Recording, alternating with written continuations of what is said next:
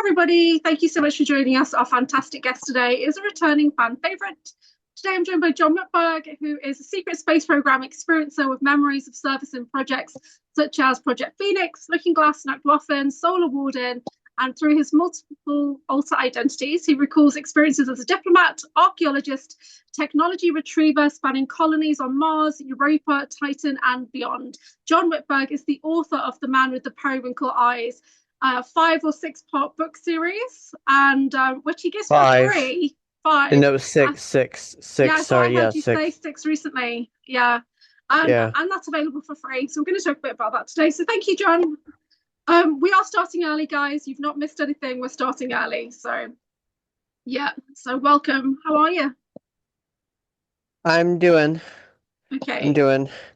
My regular life has been a bit bonkers, but I'm doing. Yeah, me too. Too. Yeah. Okay, so we are going to take some questions from the chat. We're just going to catch up first because we've not done any videos for 4 months. So, but we have been working together behind the scenes and we've been collaborating on the Breakaway Oracle deck, which was available and which was a really good collaboration, I thought. So how did you find working on the Breakaway It Oracle? was good. It was good. It was interesting. Uh, I hope this will get information out more because there's a few things in there that I'm the only person who has ever talked about them. Yeah, yeah. So, And it was not easy. I found it really activating just writing about some of those topics. And it's not like topics you'd yeah. expect. Like Breakaway Civilian was a big one for me, big alter integration and Russian SSP. Anyone who says the Russians are like not a faction anymore is just wrong. Because my room was just Yeah. full of Russian remote viewers. It was bad. I got hit so bad. Um, Yeah. yeah. What was the worst part about writing about it for you? Because we did an 82-page guidebook. Probably the occult section. Mm. Yeah. Yeah, it was pretty bad. Yeah. Yeah. So yeah, but the deck is out there now, and I've had to reship out some of the card decks back to America because of customs issues. We got targeting on this deck. So the Yeah. guidebook's there, and I'm going to publish the guidebook on Amazon as well soon, hopefully. So welcome everybody in the chat. So hi to Kelly.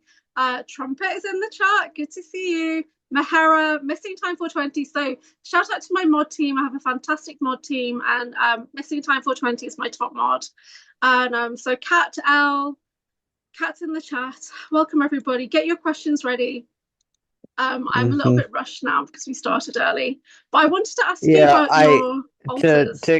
to explain it to people, my grandfather is in hospital right now, and so things are a bit unpredictable, and realized after a call with my handler that it's likely she'll be here later in the afternoon. So that's why I decided, We okay, we should, understand. We yeah, understand. It's okay. yeah. So your books, I've got book 1 here with me, are available for Wait, free. is that book 1? It is, yeah. It's volume Oh, 1, Fire and Rain. It's just got a okay. different, I don't know why it's got a different cover to some of the other ones. This is from It's 2005. So I don't know. what? What's from 2005? The book it said it was printed in 2005. No, sorry, Okay, 2025. Sorry. okay. 2025. So Yeah. yeah. So I've read all of your books and I'm eagerly awaiting book 5. And I know quite a few people in the chat have read your books and they've listened to the audio, which is available on your channel at the John Whitberg. How's it going writing book 5? It's going. I was in a slump for the first several months. I'm out of it now, and now I'm in crunch time. Hopefully a November release. Um, for book 5, and Cool. then hopefully volume 6 I can release on Valpurgis in Oct 2027. So how come it's gone into a 6-part series instead of 5? Because originally it was 5. Yeah, because part 4 was going to be like 40 chapters or more, and that was just too much. So I split volume 4 into 2 parts. Which I'm quite glad of that decision. I think it works better that way anyway. The cat says she's listening in the grocery stores. We've all been caught off guard by the early start, I think, because I was literally like cooking food. I was like, oh shoot, right? So Anchor is in her Whitberg element. Elemental Whitberg is in the house. I don't know what Eric means by that. That's funny. Yeah, John is one of my all-time favorite guests because he's a good friend of the channel, very supportive, really helped me out a lot with my SSP recall. And we do actually have shared memory and testimony. So we, it's like old friends getting back together, which I love. I wanted to ask you about some of your altars. Because I've got here Heinrich, Jared, Adam, Michael, and Alex, which is interesting that I've not got Jonas on there. So have you done much kind of information about, is there one of them that you've not really talked about? Jonas, I've not talked about that much. Do you want to tell us a bit about him? Yeah, Jonas is a Nacht Waffen counterintelligence asset. His specialty is in creating double agents. Turning people from the American MIC into double agents for Nacht Waffen. That's his dealio. Because I've got a memory, and I said to you, I feel like that's a double agent thing, right? Mm-hmm. But I thought it was Heinrich, which he looks like you. Heinrich has also done that work. It could have been either of them. Okay. So yeah. Missing time for Chinese put an altered haven. My altered coffin. I'm in the altered haven phase right now. These guys say it's so funny. That's funny because I am currently doing my yearly rewatch of Altered Carbon. Yeah. Yeah. How does that go for you? What's it like looking at yourself on screen? You look different, but it's still you. It's less traumatic than it was the first time. The first time I was very literally curled up on my floor, with a pillow shoved between, or no, a folded towel shoved between my knees to muffle the screams. We're talking that level of triggered the first time I tried to watch Altered Carbon. So I'm not at that level anymore. Did you realize it was you straight away? Like, did somebody send that to you, or how did you find it? Yeah, someone sent it to me saying I should watch it, like, hey, there's a lot of stuff in this, and like, people in the community never really talk about it. It's funny. And I knew in the first 5 minutes. This was also when I was really starting to dig deep into my Camp Hero memories or Project Phoenix memories and learning to differentiate between Alex and Kyle, who were both there in separate periods. Yeah, so that was and I knew what Kyle looked like and everything by that point, and so Yeah. then suddenly he's on the screen, and all of the characters' mannerisms are identical to Kyle, by the way. The way he speaks, the way his eyes move, the way he lights a cigarette, everything. It's someone very specifically coached him to do that. Or do you think that actor is just a clone of Kyle? Well, Kyle wasn't a biological being. He could be a synthetic with the same likeness. Yeah. Oh, Missing Time 420. He's saying he's envisioning your books as a film. Yeah, I envision it as an anime. Animated by Shiro Masamune, who animated Ghost in the Shell. Yeah. So Trumpet Sharps is in the chat and they're saying it's my first time watching Altered Carbon, which I'm jealous of because I would love to go back and watch that again for the first time. A lot of aha moments and the triggering is on a subtle level for me. John's been waiting 2 years for me to have the stomach for it. Yeah, I've watched Yeah, it probably 3 times. Um, yeah. yeah, Yeah, this is my third full watch through. The first time I went into such shock at the end of episode 3 that I couldn't finish it. And then it took me a year before I actually watched it through for my analysis, and then I watched it again right after that so I could actually watch it and absorb it and enjoy it. And now this is my third time. And I've made a vow to rewatch it once a year because, you know, yeah. Do you know the name they give the character? Does that mean anything to you? yes. Takeshi, not so much, although there was a Takeshi Arasaka. Um, and there is one point where his sister calls him Takeshi-kun, which that is what old Japanese ladies in the Breakaway call Takeshi Arasaka.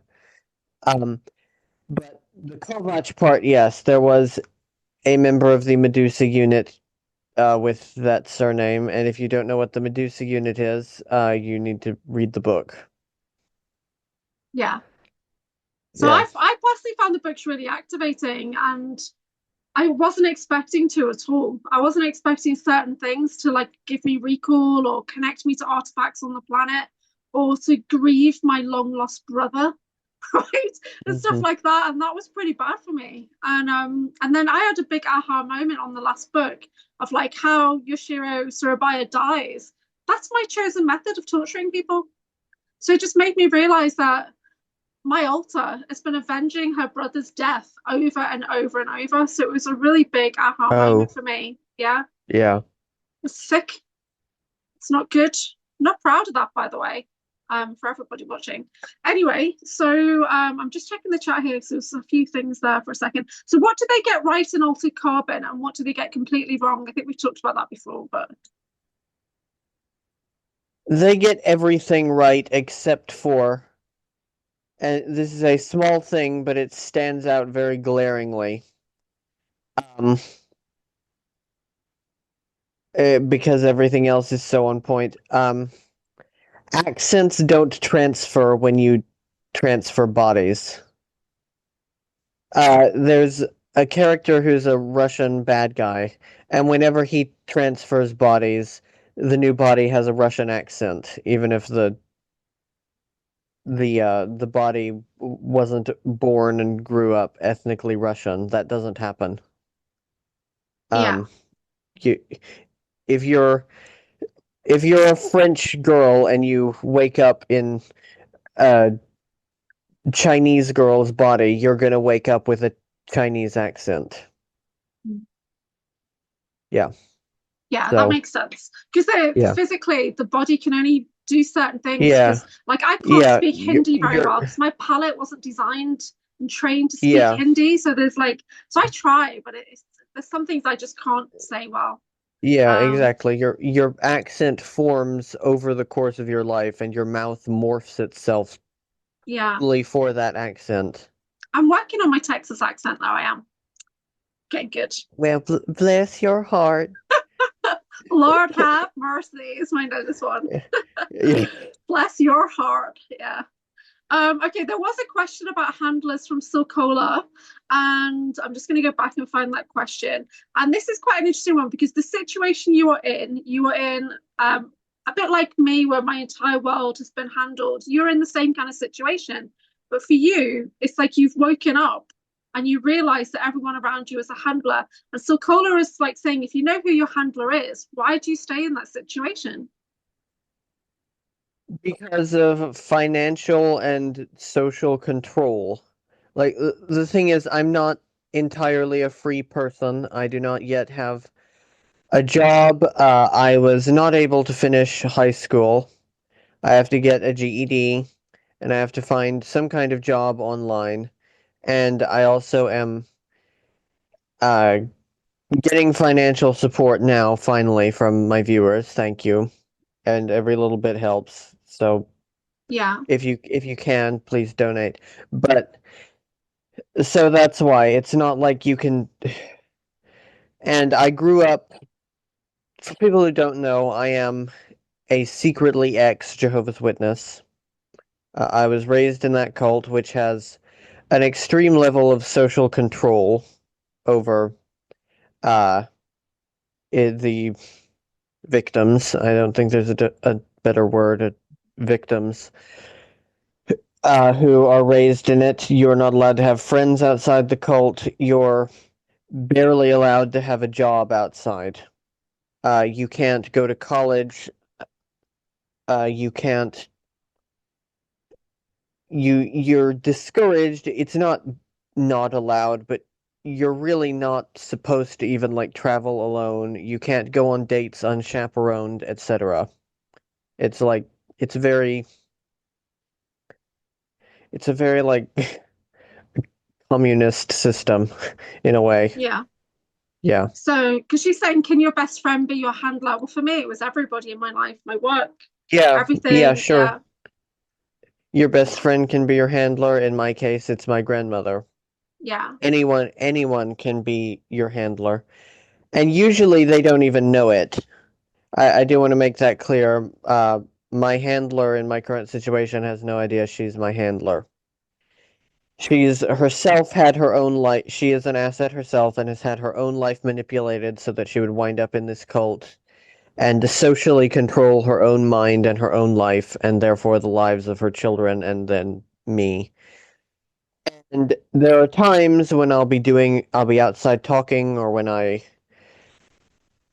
am doing a show or whatever else, and she interrupts. I'm sure my followers have seen times when I've had shows interrupted. Yeah. And what happens with that is sometimes I've literally intercepted or not intercepted, I've picked up on the signal, which is a V2K signal going to her brain telling her some random shit that she needs to come bother me with. Um, Yeah. So you get a lot of targeting, just like everybody else. How do you deal with your targeting? I don't think I'm as targeted as a lot of people. I have extremely strong shielding. I have some of the strongest shielding I've ever seen, possibly. So I get very little psychic targeting. Um, I am gang stalked everywhere I go. To be honest, there's not really anything you can do about that. You kind of just have to like deal with it because like they can't really do anything to you. It's just people following you. Um, the worst form of targeting I get is, like I mentioned, people interrupting me or technical difficulties. Um,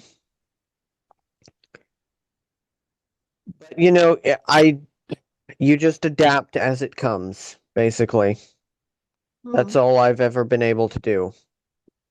So And there's a eventually, question. Sorry. oh, go ahead. Go ahead. It's a question from Alistair Van Blaze. John, did you ever see Solar Warden ships model that William Tompkins designed? How did they usually look? I am unfamiliar with William Tompkins's design anymore. It's been a very long time since I've watched his interviews. Solar Warden ships are usually very outdated compared to almost everyone else's. Solar Warden is the least advanced and the most barbaric SSP. Um, so a lot of them are like converted submarines or just non-advanced ships, or some of them are Nacht Waffen hand-me-downs or ET hand-me-downs that are, you know, usually at least 60 years old by the time they get to Solar Warden. So in the card deck, we did this design for Solar Yeah, Warden, and that's it. then Yeah. Fairly typical Solar Warden shuttle, and it is very outdated. And then we did the Uh, Nacht Waffen. We picked this one for Nacht Waffen yeah. in the card deck. Cool. So there was a question from Danny and Danny Hawk, my Danny Boo, and she's saying, what missions did you and Alondra Markman go on together? Too many to name. I remember us going to a place I call Hyperborea, which was this kind of it's an ancient ruse of extreme like advancement that I don't think is entirely 3D. I think that some people in, in a proto-Slavic civilization stumbled across a portal and went through it. And there are actually drawings of this by oh shit, who's the artist? Let me look it up 1 second.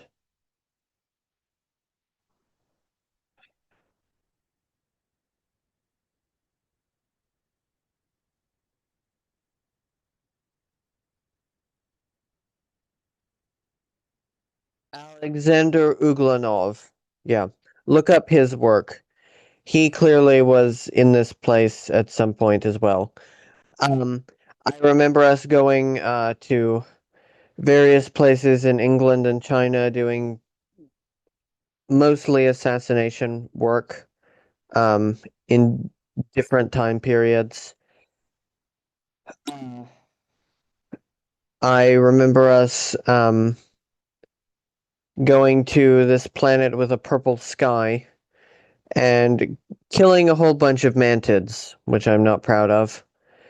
Uh, I remember us going to Vladivostok and killing a cloaked Draco who was cloaked as a human man, but when he was killed, of course he was no longer giving a telepathic output, and so the screen he was putting up fell away. Which, by the way, that is when people talk about shape shifting, that's what's actually happening. It's not actually possible to shape shift. Um, there are such a thing. It is possible to put up a telepathic screen though, and change your appearance that way. Like a holographic overlay. Yeah, and there are devices that do that as well, but they're not super reliable. Are you familiar with the patents for Salvatore Pays? Salvatore Pays. Jason is asking, what faction would that come into? So I got up the patent page on that, patents.justia.com, and it's got plasma compression fusion device. It's got electromagnetic field generator, craft using an inertial mass reduction device. It's got more electromagnetic stuff. Laser augmented turbojet propulsion system. Yeah, are you familiar with any of those? I'm not an engineer. Okay. I would need to look at these patents and see what the designs actually look like. Yeah. To place them. Okay. I'm just gonna see if I can click on one and see if it shows anything. What was the name? Salvatore Pays, P-A-I-S. Look that up. So it's coming into United States Navy. So a craft using an inertial mass reduction device comprises of inner resonant cavity wall. So I don't see a picture, but there's information there. So that's really interesting. Yeah, I know you do a lot with patents, don't you? Yes, I do. So if it's U.S. Navy, then that's Solar Warden. Yeah. Yeah. Okay, I'm just checking the chat. Guys, can you please put your questions in capitals? Otherwise, I'm going to miss them. I am on my laptop, but there's a lot going on. They're talking about GED and stuff like that in the chat. You got this, Joshua. Oh my God. Yeah. So, psychic masks. Okay. That's not the subject, guys. The subject matter expert is saying, let's keep it to SSP and unacknowledged special access programs, soft disclosure, TVs and cinema and other things like that. Tell us about that series that you started and how's that going? What series? USAPs in cinema. Oh, right. Yeah, I realized no one was talking in detail about the movies that they tell you to watch or the shows they tell you to watch. Because everyone will tell you, watch every SSP asset will tell you, watch this or that show. It's full of self-disclosure, right? But then they don't tell you what the self-disclosure actually is. And in the spirit of doing what I've always done and talking about the things that no one else is talking about and no one else seems to have had the idea to talk about, I started it. You know, if you want something done right, do it yourself. So, yeah, that's how that series is. Soon I will be doing the episode of Orphan Black you sent me. Oh yeah.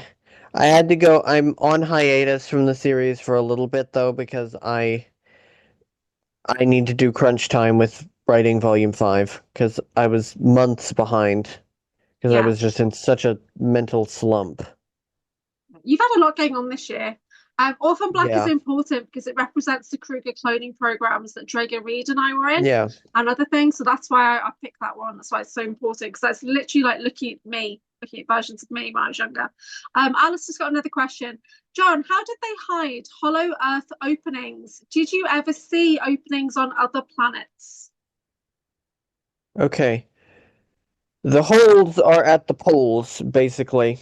The sizable enough ones where you can actually look down into it and see. There are artificially drilled ones as well. There's one for instance, in Shanghai. There's the Pearl TV tower. You can look that building up. It has an elevator that goes down into Hollow Earth. But you know, how many people can access the North or the South Pole? It's extremely dangerous and difficult, and it's restricted. Uh, but okay, where was I? Um, yes, I've seen openings into the inside of hollow planets, elsewhere, because planets are naturally hollow. When you spin a rock for long enough, it turns into a roughly but not completely spherical thing that is hollow in the center with a hole at each pole. So Jason was talking about anti-gravity technology, and do you have memories of that? Yeah, What's it like? yeah. Usually it's just usually it's basically maglev technology, but it doesn't require a rail. We have maglev trains here, but they require a rail to run on. It's basically a more advanced version of that.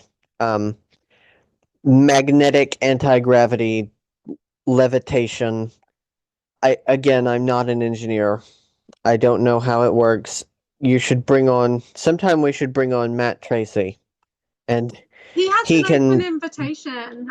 We're just trying to get it around his 3D life. He does have an open yeah, invitation, so hopefully next month. yeah, Yeah. yeah, he can answer those kind of questions because he's an engineer. He's smarter than any Harvard engineer I've ever met, which I haven't met many, but still. And he's also quite heavily focused on Draco because it's like an aspect of him was raised by the Draco. So he's Yeah. very kind of dominant in that way of like, very positive about it. There's a question Mhm. from Eric, and it says, John and Anchor, how do you see yourself after you've explored cloning, SSP, etc.? What do you think or feel your focus, your 3D life on? To be honest, I struggle to. I mean, okay, here's a little misconception. The SSP is 3D life. It's just uh, separate from this one. It's, in a time loop. The SSP is just as 3D as what we're doing right now. But getting back to the point, it's extremely difficult for me to live life as I live it now, knowing all of this stuff, and oftentimes it's the little things that get to me. Like not too long ago, I was in a hardware store, which had a thing for cutting boards up, right? And it's deafening because it's an electric saw. And I was just thinking, my God, why can't I be in the Breakaway where they have plasma saws that don't make any noise? You know, it's the little things like that that tend to get to me. Um, I'm separated also from my son, and I'm in a body that is not well, that's not in the physical shape I want it to be in, surrounded by air that I can't breathe, water I can't drink, food that makes me sick, and gravity that gives me arthritis. Mm. Yeah. So yeah, that's the struggle I deal with. My life has always been unusual, and I've always been searching of why is it so much different to everybody else. But I'm a single parent. I've still got to go and cook dinner. I've still got to pay my bills and things like that. Hmm. However, yeah, the arthritis thing, it's been a year and I've only just got my mobility back after that big surgery on my foot. So internally, my body is extremely old, but externally, I look younger than I do. But I don't fit in anywhere. I had a very mundane 3D job. I do I basically do technical admin and construction. I do security, health and safety. But it got to the point where I could not reconcile what was going on in my life with the world around me. And that's how I got myself into our Hmm. community to find what made sense. And then I discovered, yeah, you're a tie up. You've been targeted since before you were born. And I was like, oh, that makes so much sense. And then I Yeah. started to realize, oh, okay, I can deal with this now because I know the parameters, I know the routine, I can test the boundaries. If there's handlers there, then it's not all my fault. It's not me just screwing up my life. There's literally things working against me. Anyway, so yeah, that was a good question, Eric. Thank you. Yeah. So I'm just checking for more questions. Do you get missing time actually? Have you noticed any missing time lately? Not lately. It's very rare that I get missing time. Yeah. Very rare. Mm. Um,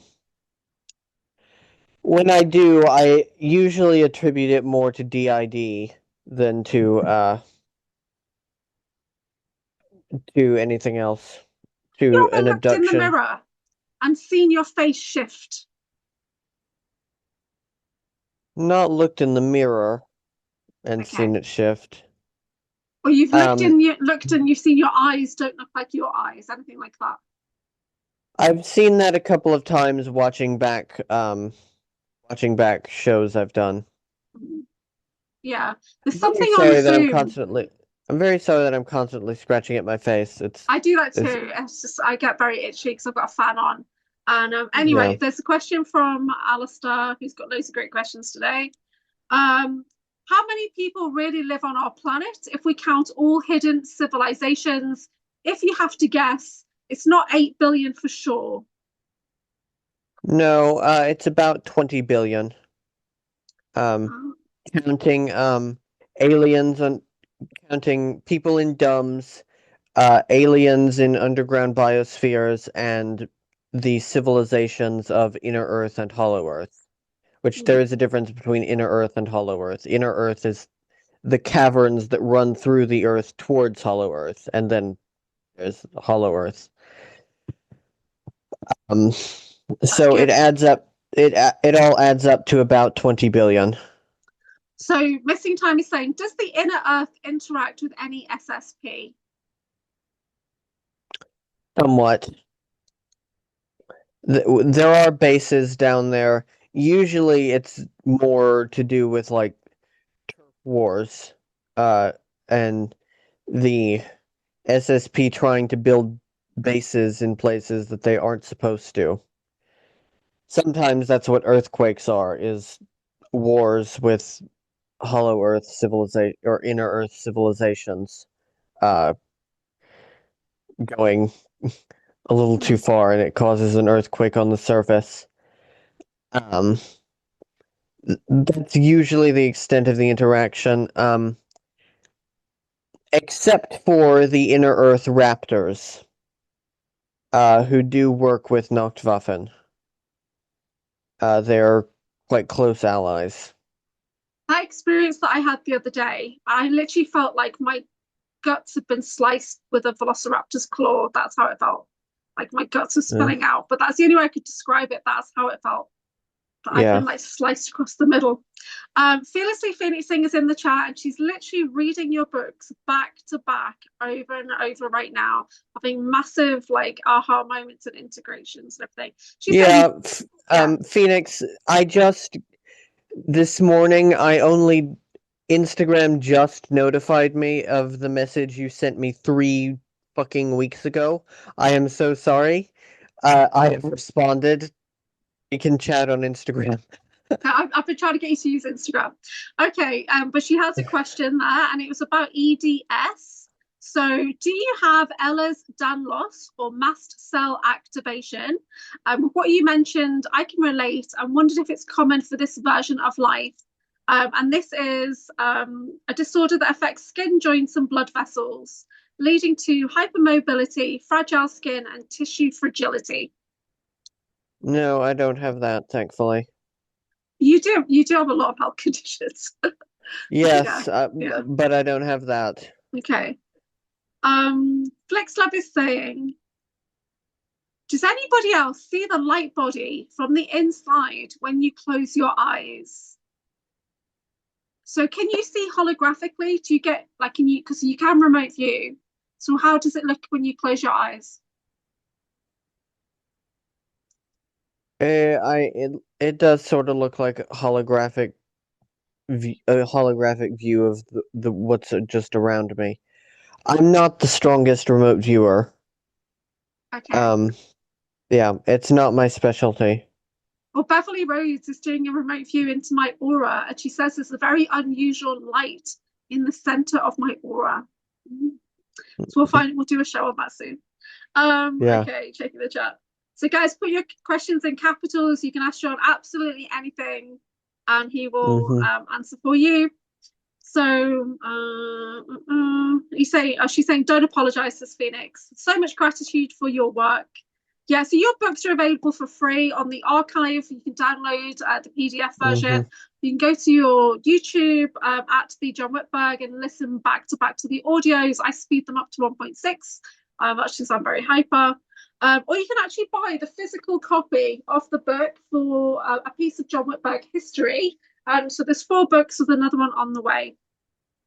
Okay, so there's no more questions there yet. Come on, guys, let's get the questions moving fast. So tell us a bit about the altar that you have, that Alex, who works with Project Looking Glass. Okay. I'm going to get the card as well.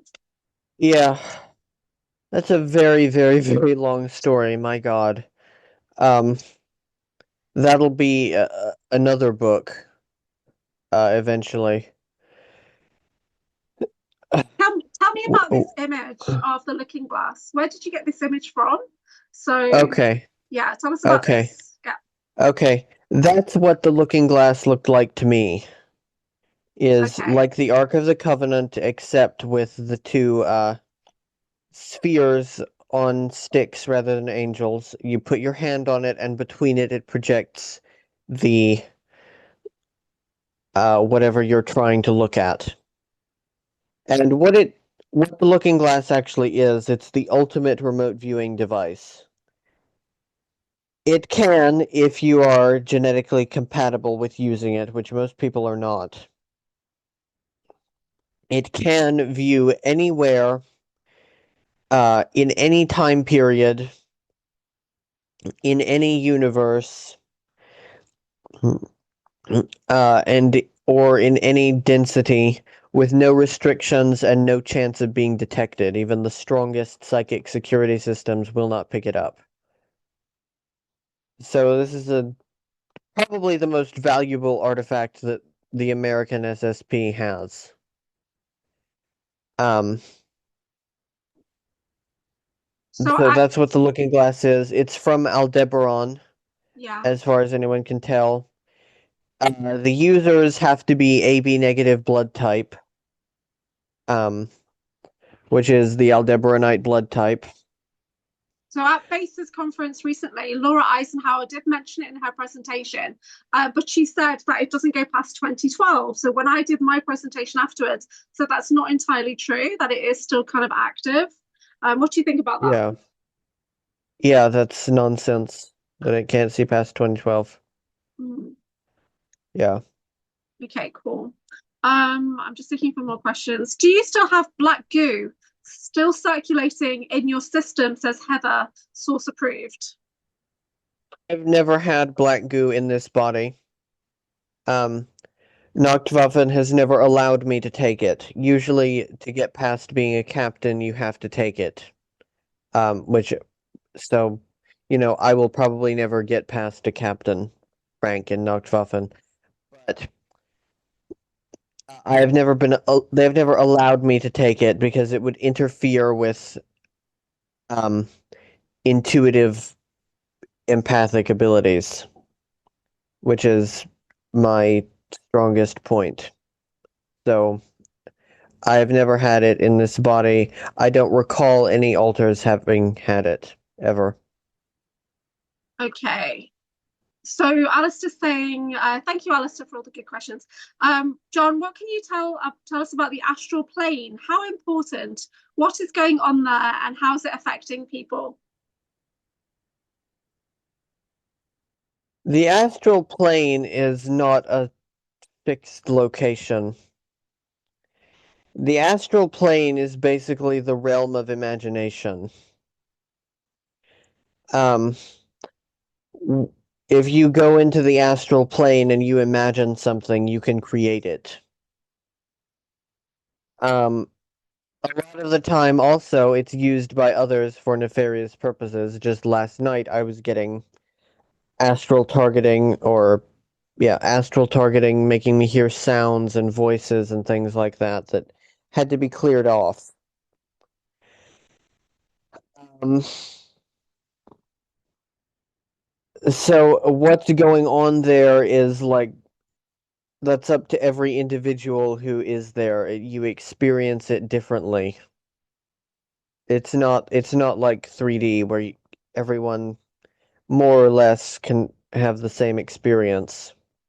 It's the astral plane is too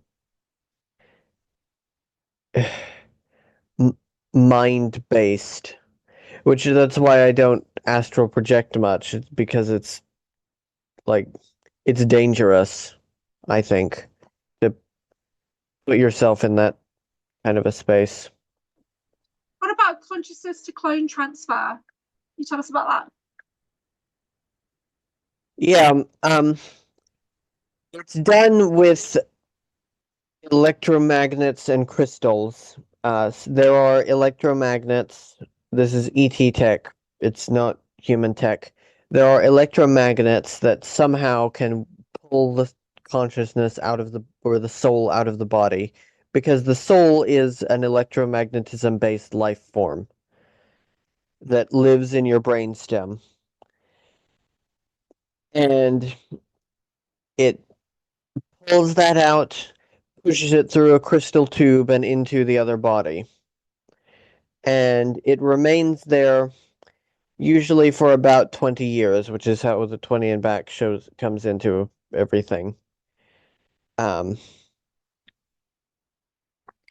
because at that point the actual soul that wants to live in that body will push out the imposter from you. So yes, guys, clones have souls. In fact, they kind of have two souls. Okay. So there's someone in the chat that keeps deleting their message. When I check their channel, it's all about video games. Do you play video games? And do you know anything about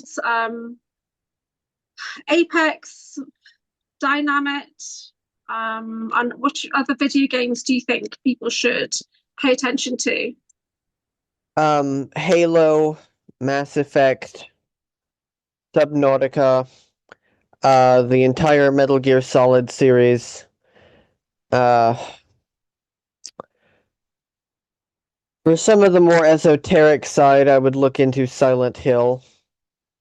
Also, for more regular like SSP or USAP stuff, the Resident Evil games, the Callisto Protocol. Let's see. There's lots and lots of them.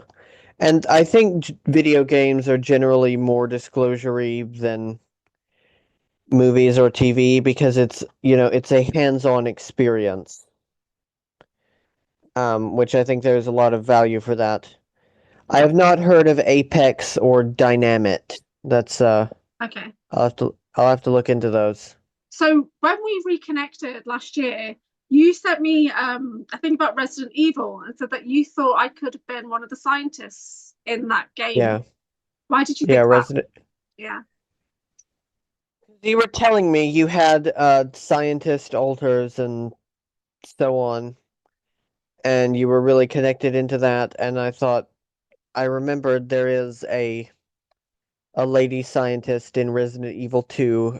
You can look up the character that her name is Annette Birkin. Uh, and it just popped into my head, and she kind of looks like you as well. So it popped into my head, that could be Julia. Okay, thank you. Mhm. So Phoenix is asking, Felicity Phoenix, what are your thoughts on the show Steins Gate? I have not seen Steins Gate. That's an anime, I believe. I need to look that up. Yeah. I've heard something of it. I think it's like steampunk. Yeah. Yeah. Just gonna have a look at an image of it. Let's see. Yeah. Because I found that I was represented in a cartoon game, which was Sakura Wars, and which just doesn't make any sense, but it just shows that the Arasaka and all that are involved in games and anime on the planet. Yeah. What was the you had me look at some Japanese anime a while back. Yeah, there were some that I remember having filtered their way up into the Breakaway. Such as Fist of the North Star and what was the other one? Can't remember now, but yeah, I don't think there's necessarily disclosure in that. Yeah. But Eric is saying, sorry, I think video games are dangerous and used to train people for warfare, including off-world. They desensitize humans to unalive and treat others poorly. Grand Theft Auto is a perfect example. Do you agree with that? with all due respect, Eric, that's complete nonsense. There is no evidence showing that video games desensitize you, and on the contrary, people who play violent video games are statistically less likely to commit crimes. Why do you think that? Because they have an outlet. Okay. I think that violent video games and violent media and sexy media, etc., provides a service to society rather than being harmful. I'm sure that's a somewhat controversial opinion, but that's what I've seen and what the evidence has shown. My son is a gamer. He doesn't leave the house. He's not going anywhere. He's 24/7 gamer. Yeah. So there you go. We interact on a food level. Here's some food. Thank you. That's about it. So, but is he going to be one of the Olympian kids who fights off the zombie apocalypse? Hell yeah, I'm sure he will be. Yeah. Okay. So guys, I would say you should play video games, especially if you're interested in self-disclosure, because there's more in them than other things. And by the way, I have opened USAPs and Cinema 2 video games. They're $60 a pop. I'm sorry, but it takes so much more time to either play a game or watch a playthrough of it, and than it does to watch a movie. So, yeah. So, do you remember being a teenager in the Breakaway? Yeah, What kind of sure. things were you into then? And did you have like a girlfriend in space? Yeah. It depends on which altar, but the one that stands out the most for childhood things and growing up in general is Heinrich, who grew up in New Munich on Vega Prime. Um, I was into like what every teenager there was into. I did have a girlfriend. I kind of got around quite a bit, but I had a high school sweetheart too. Um, and we had typical teenager things. We went to the beach on weekends. We spent our times drinking and smoking illicitly, and we listened to a lot of pirate radio because we hated the local radio. Um, and we went to yakitori stands, and we went to arcades and all of that kind of usual, not really any different than what teenagers do anywhere. There's a great question from Danny, and she's saying, "Do super soldiers go through a boot camp per se?" Yeah, I'm calling that childhood. So, Yeah, sure, yeah. we do. There is training. There's training. It's not you're not just created and then thrown out there willy-nilly. That would be a danger to you and to everyone else. You're trained So, do you? for Where do you remember training at a young age? um well, on Vega Prime we had some light training. We were trained in some Japanese martial arts and in the let's see what else, the basic psychic defenses and such. This was, by the way, a very fancy school I went to. This was not a state school. This is not a Der Bund Freier Deutsche Welten state school. This was a private school for people who were being groomed for an eventual military position within Nacht Waffen or within Yozora no Kunshu. And where okay, what was the question? Oh, right. But then when I was 19, I got transferred to the Universität Heimatstelle des Mars, um, near Neu-Berlin on Mars, which is the main training academy for Nacht Waffen. Um, and that's where I got formal, good training for a year and a half.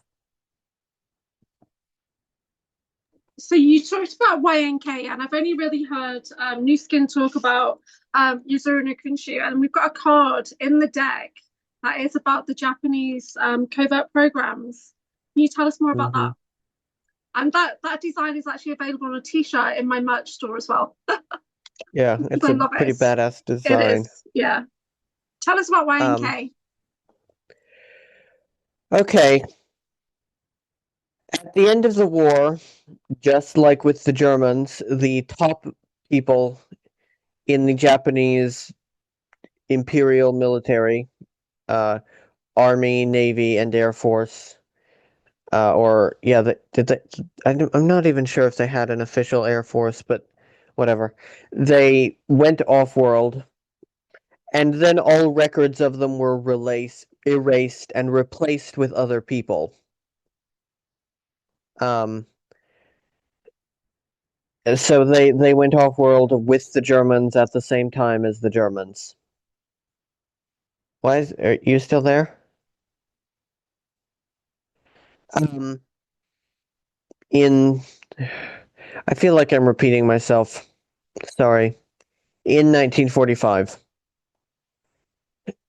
And They are the second biggest SSP out there, and hardly anyone talks about them, either because they didn't serve with them, or they don't remember it, or they aren't understanding their memories of it to know that that's what that is. They're the masters of technology out there. They're the most technologically advanced faction by a good margin, and it's not even close. Um, well, it is close. The Germans are pretty advanced as well, but the Japanese are still more advanced. And they still run on the old imperial system. Uh, okay, that's So, the. do you remember having Japanese altars? Because I do have Japanese altars. I still don't remember having Japanese altars yet. No, Okay. Okay, interesting. unless some of the memories I have that I can't attribute what altar they're from. They could be from a Japanese altar. Who knows? Yes. But I can't. It's like it's purely visual, and I can't see my. I have a lot of memories that are purely visual, and I can't see myself, and I can't hear anything. So it's, some of those could very well be from Japanese altars, but I would have no way of knowing. So, how big an influence is the Japanese culture in the Breakaway? Because I'm like a little Chinese lady. I really am. Very Asian. I'm like an Asian grandma. Right? So I really am. You know what my food choices are like. Yeah. Yeah, it's huge cultural influence. Huge. Uh, there's quite a few Japanese words that have kind of filtered their way into everyday conversation out there. Um, and Japanese food is everywhere. Um, you can, if you're a sushi lover, you'll be in heaven in the Breakaway. Uh, there's, yeah, uh, Japanese pop music, their version of it, which is somewhat different from the J-pop we have here, is everywhere. Um, over there, out there, Japanese pop music is played a lot in like department stores and such. It's that's the societal role that it often fills. Hmm. Um, Okay. So I've got a question, and I'm literally just reading out the question as it is in the chat. okay. Danny says, "Are there titty bars off planet?" Sure, Yeah, tell us sure. about that. Did you frequent? How is it just normally acceptable to be like the three boob ladies, like in Total Recall? Did you have three bosoms? Sure. I don't know. I mean, uh, that's a bit. That kind of thing is a bit niche. Um, yeah, there are titty bars. There's all kinds of. Look, the way that they have moved forward with their society and gotten their society so advanced is they realized bread and circuses don't really work. Um, so they decided, okay, to keep our citizens happy, we're going to be really, really, really permissive and positive about everything to do with uh, heterosexual sex. And, then no one will question anything, for one thing. But also, it does generally make society happier. You can even see that here. Like, people are happier in, like, the Netherlands, for instance, where Oh, there's like not any. Amsterdam with the red light Yeah, district. Yeah, okay. yeah, where there's when there's no sexual shame, it makes for a coherent and peaceful society, basically always. So in the Breakaway, there's very, very little rape, very, very little pedophilia, um, etc. And so And if you ever do those things, there's immediate execution. Oh, But wow. yeah, Yeah. there's but with it when it's consenting adults, they've decided to be extremely relaxed and permissive, and it's encouraged within the society. So yes, there are definitely titty bars. There's all kinds of sex clubs, etc. Yeah, I do have an altar, and Christy Campbell and I have done videos on this, and it's my Lyran Fox altar, who is like a dancer, but she's also a spy. Come on, they're always spies as well, aren't they? Yeah, Foxy. she's Foxy. I just call her Foxy. And Ivan Teller's seen her, Christy's seen her, I've seen her, I've looked through her eyes, and she does have a massive, big, bushy tail. So, so yeah, she's a Lyra Fox. Okay. This video is so demonetized, it's not even funny. My videos are not actually monetized. I can just get super Okay. chats. That's the only thing. People can support me super chats, but YouTube holds onto the money for so long. It takes me ages to cash it out because you've got to hit a threshold anyway. But guys, PayPal, if you want to support John, his PayPal link is in the chat. It's paypal.me/John Whitberg. Okay. Yeah. Source approved. So Heather is saying we're going back into serious stuff now, guys. Back on planet. Did you do training under Shaw House? No. Do you want to tell us a bit about Shaw House? I don't know very much at all about it. I know that it's in a dome in London underneath Big Ben. I only have one memory of it, and I remember it was this kind of industrial, like almost like a sweatshop kind of a room, where there were perfumes, like luxury perfumes from all around the world.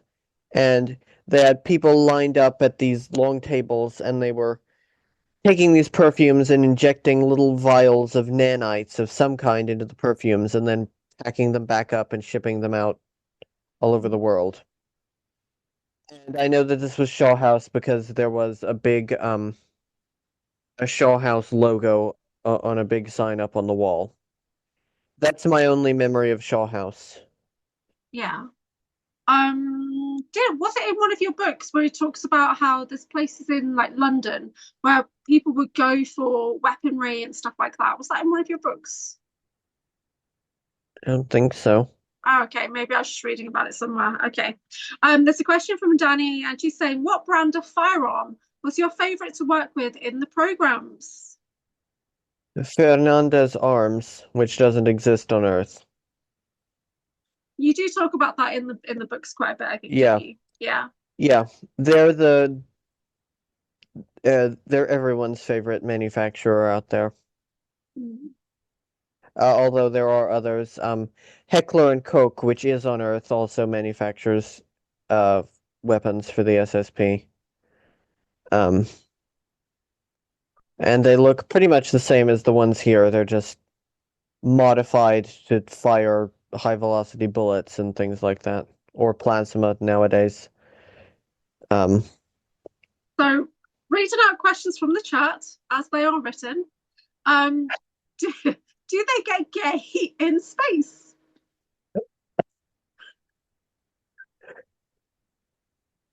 It's highly discouraged. Okay.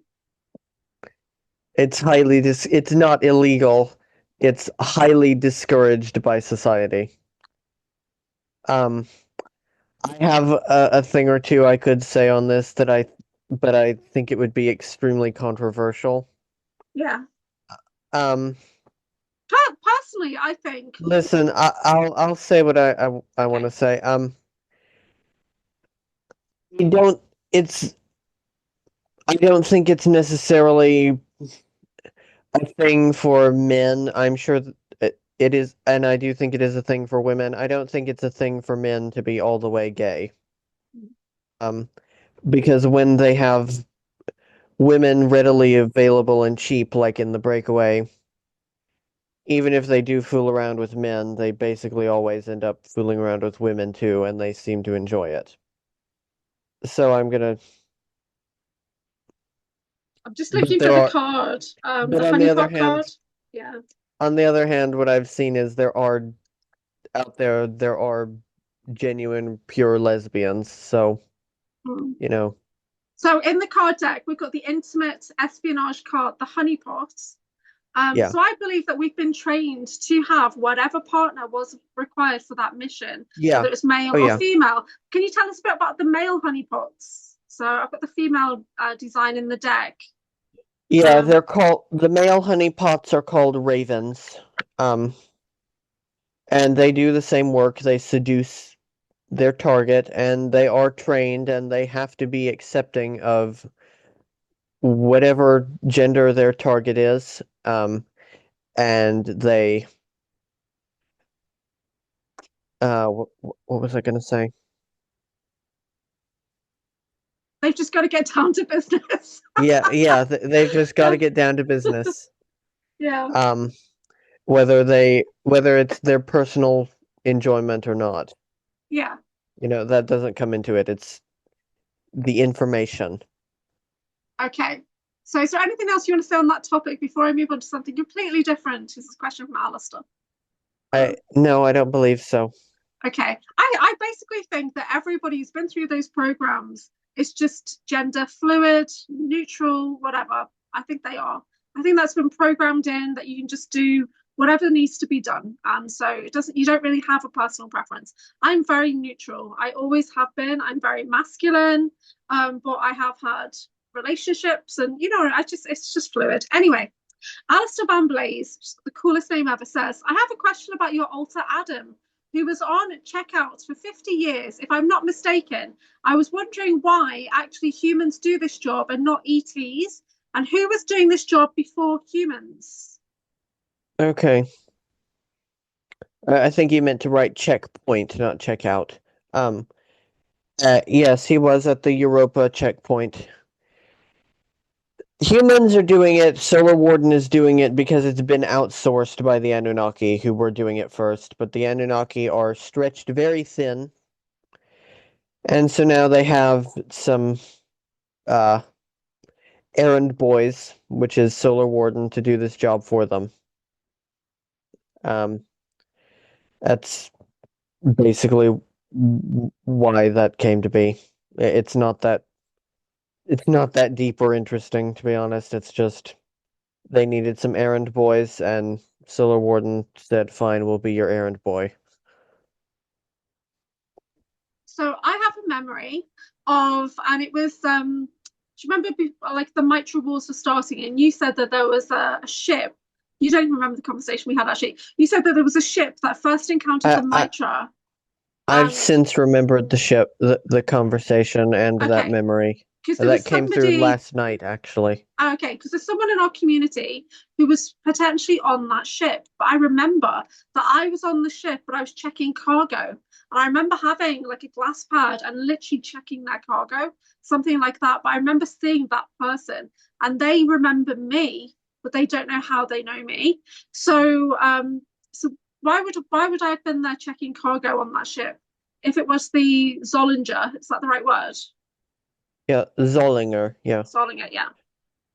Um, Who would I have been I working guess for? Nacht Waffen Customs. Because this was a Nacht Waffen ship that fell from the sky onto an industrial city that I don't remember the name of during a surprise attack by the Mitra. Either that, or you may have been Solar Warden, and this was not at that.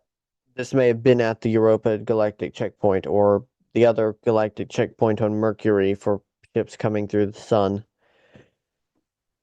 Uh, that's So possible. for people who are not familiar with the Mitra, do you want to go in to who they are? And are they still our enemy? Is there still a threat from them? Hmm. The Mitra are really nasty greys from Betelgeuse who uh, enslave and eat humans en masse. They are very much our enemy, and they are expanding in the galaxy now because Betelgeuse is about to go supernova. Um, So they are expanding out into the galaxy. They are a hive mind, by the way, which means there's a queen somewhere. And hopefully if the queen was taken out, that might do something to the rest of them. Who knows? But that's what the Mitra are. Okay, because they are referenced in the Alien Races book, aren't they? Along with like 50 other ETs. Yeah, I think so. Yeah. Okay, I'm just looking for questions, guys. Please put questions in the chat, otherwise I'm totally gonna miss them. There's a lot of crazy stuff going on there. So one of my mates has said, I don't want to have sex in space. No way. Do you think that we are like over sexualized as super soldiers in space? I don't think we're over sexualized. I think that we are sexualized to a natural extent. I think that humans are much more sexual than Earth society generally allows them to be. And they, like I said, in the breakaway, they decided that was the concession they would make, and so I think that they're closer to what's natural out there than here. So But would super soldiers have like casual sex? Would there be yeah, pregnancies? I generally know. Well, if you're a female super soldier on active duty, generally you have an IUD or an IED. I can't remember if it's IUD or IED. I'm Okay. sorry. The you would generally not be able to get pregnant as a female super soldier. So would they Um, suppress periods and hormones, that kind of thing? yeah, they suppress periods. Um, and you never menopause is never a thing because you're never allowed to get old enough for that. Hmm. Um, but they do have casual sex with each other all the time. They do amp up those hormones. They amp up your desire Right. somewhat. But also it's just natural to be that desirous. You're just allowed to act on it out there. Okay, cool. Yeah. Missing Time is saying, is there like an entire planet of Amazon chicks? Like Wonder Woman's Probably. planet? You seen anything like that? Probably. Okay. I've not personally seen anything like that. There are species that are all female. Um, Oh. that does exist. So if they have an army, then I guess that would be like a planet of Amazon chicks. Yeah. In book one, you talk about that, like when you were Sobek and you went to a planet and there was like a slave trade going on and they were selling Yeah. slaves. Do you want to talk a bit about that? Yeah, that was on the moon. That was the American that was probably Solar Warden or someone like them selling slaves on the moon in a little town called New Syracuse. That's very much a thing. The galactic slave trade is huge. So, what other towns are there on the moon and what do they do in those towns? I don't have a lot of moon memories. There's the other one, which is not a town really. It's a humongous base that I know of is the LOC, um, Lunar Operations Command, which I'm told is no longer even in operation as of a couple of years ago. That may be true. I don't know. But it started off as the original German base, and it expanded to a gigantic base that all factions basically of the SSP have an annex in, including factions that are actively at war with each other. And even some ET species have an annex there as well. So I have some like lower middle quality memories of being a security officer there, in the LOC. Okay. And I know also almost at the center of the moon there is a huge museum, with for all of the people who have set up shop on the moon. And there's this really long hallway that you walk through, and all the walls are just completely covered in uh, flags upon flags upon flags of different uh, uh, factions and countries and species. Sorry, I'm stumbling a little bit over my words. It's Okay. yeah, What do you yeah. think about the second moon? They're saying they're going to bring in a new moon to replace the first moon. Is that true? I've not heard anything about that. That's interesting. Yeah. Okay. Curious Cole is in the chat and she says, does John have any new memories to report? Not that are clear enough yet that I could report on them. I have like images. That's how it always starts, is images. And then I have to push into it to get more. Or or frequently it's just a movie that plays a silent film playing in my head for hours in the middle of the day and I can't stop it or anything, which is really exhausting when that happens. Yeah. I'll just be, buying butter and then suddenly a hyper realistic silent movie starts in my head and it goes on for 7 hours showing me whatever. That's really unusual. Yeah. Yeah. Yeah. Mm. Okay. I'm just looking, there was a good question. What's the weirdest species you've ever encountered? Oh, where to start? I've met a species that is a bucket of sludge with eyes and teeth that is very sentient. Um, I've met sentient plant beings that have a very advanced civilization. I've met eel beings that uh, basically have constructed their own astral world as a kind of a hive mind. Not quite a hive mind, but kind of uh, their own astral world that they use to escape their physical bodies, which can't really do much because, it's a giant eel. Um, they've encountered plasma-based life forms that are basically incomprehensible in the way that they think. Um, I've encountered crab beings that communicate with what sounds to us like opera singing. Um,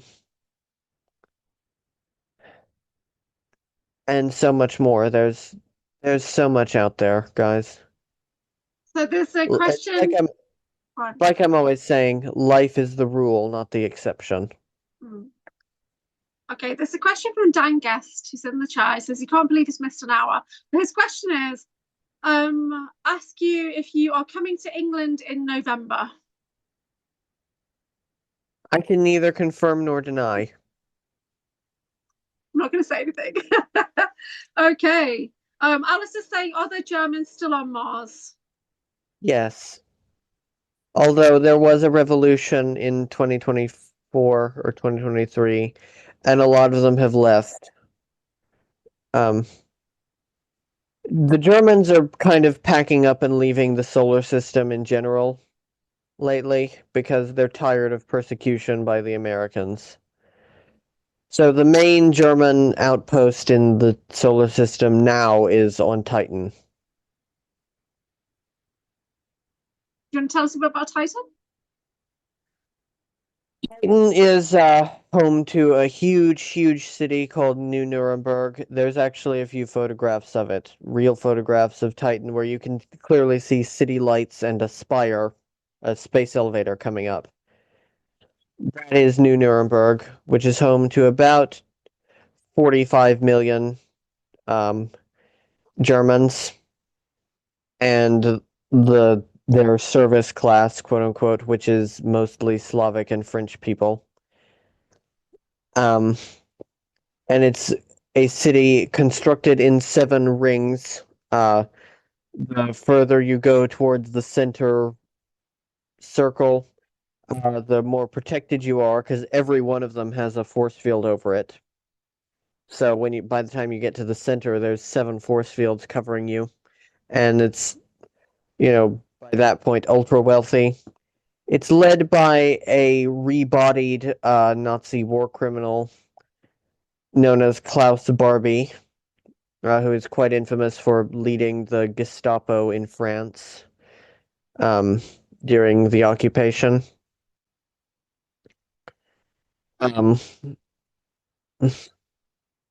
But by this point, I'd be surprised if this video doesn't end up age restricted.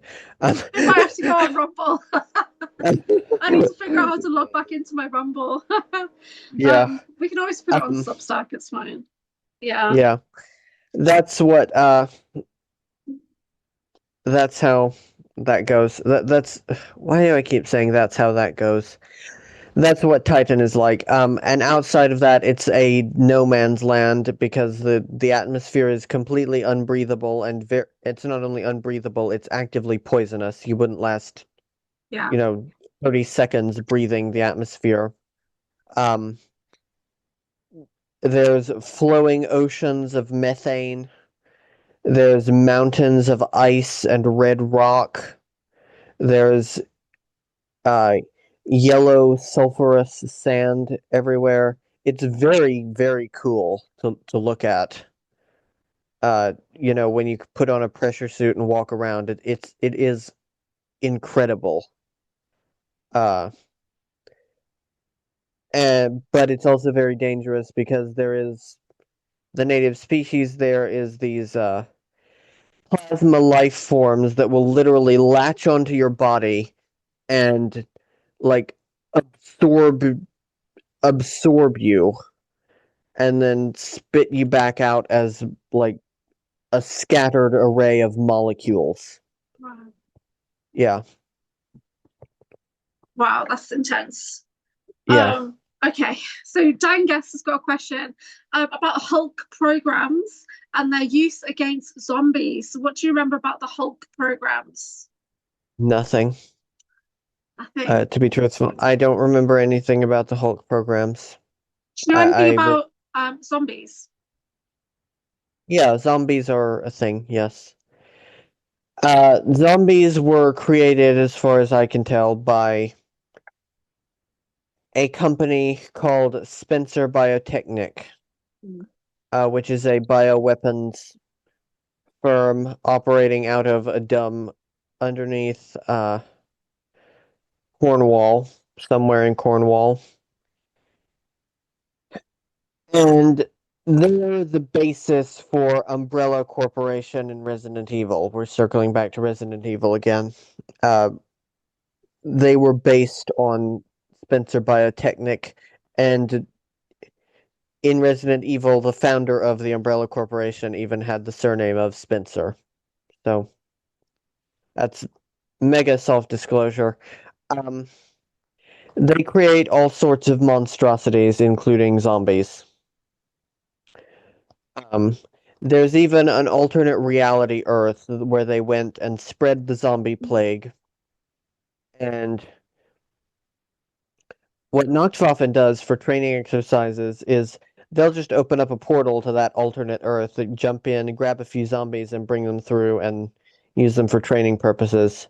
I remember being a training purpose where they throw you a training exercise, where they throw you from Nacht Waffen, from the Universität Heimatschule des Mars, right?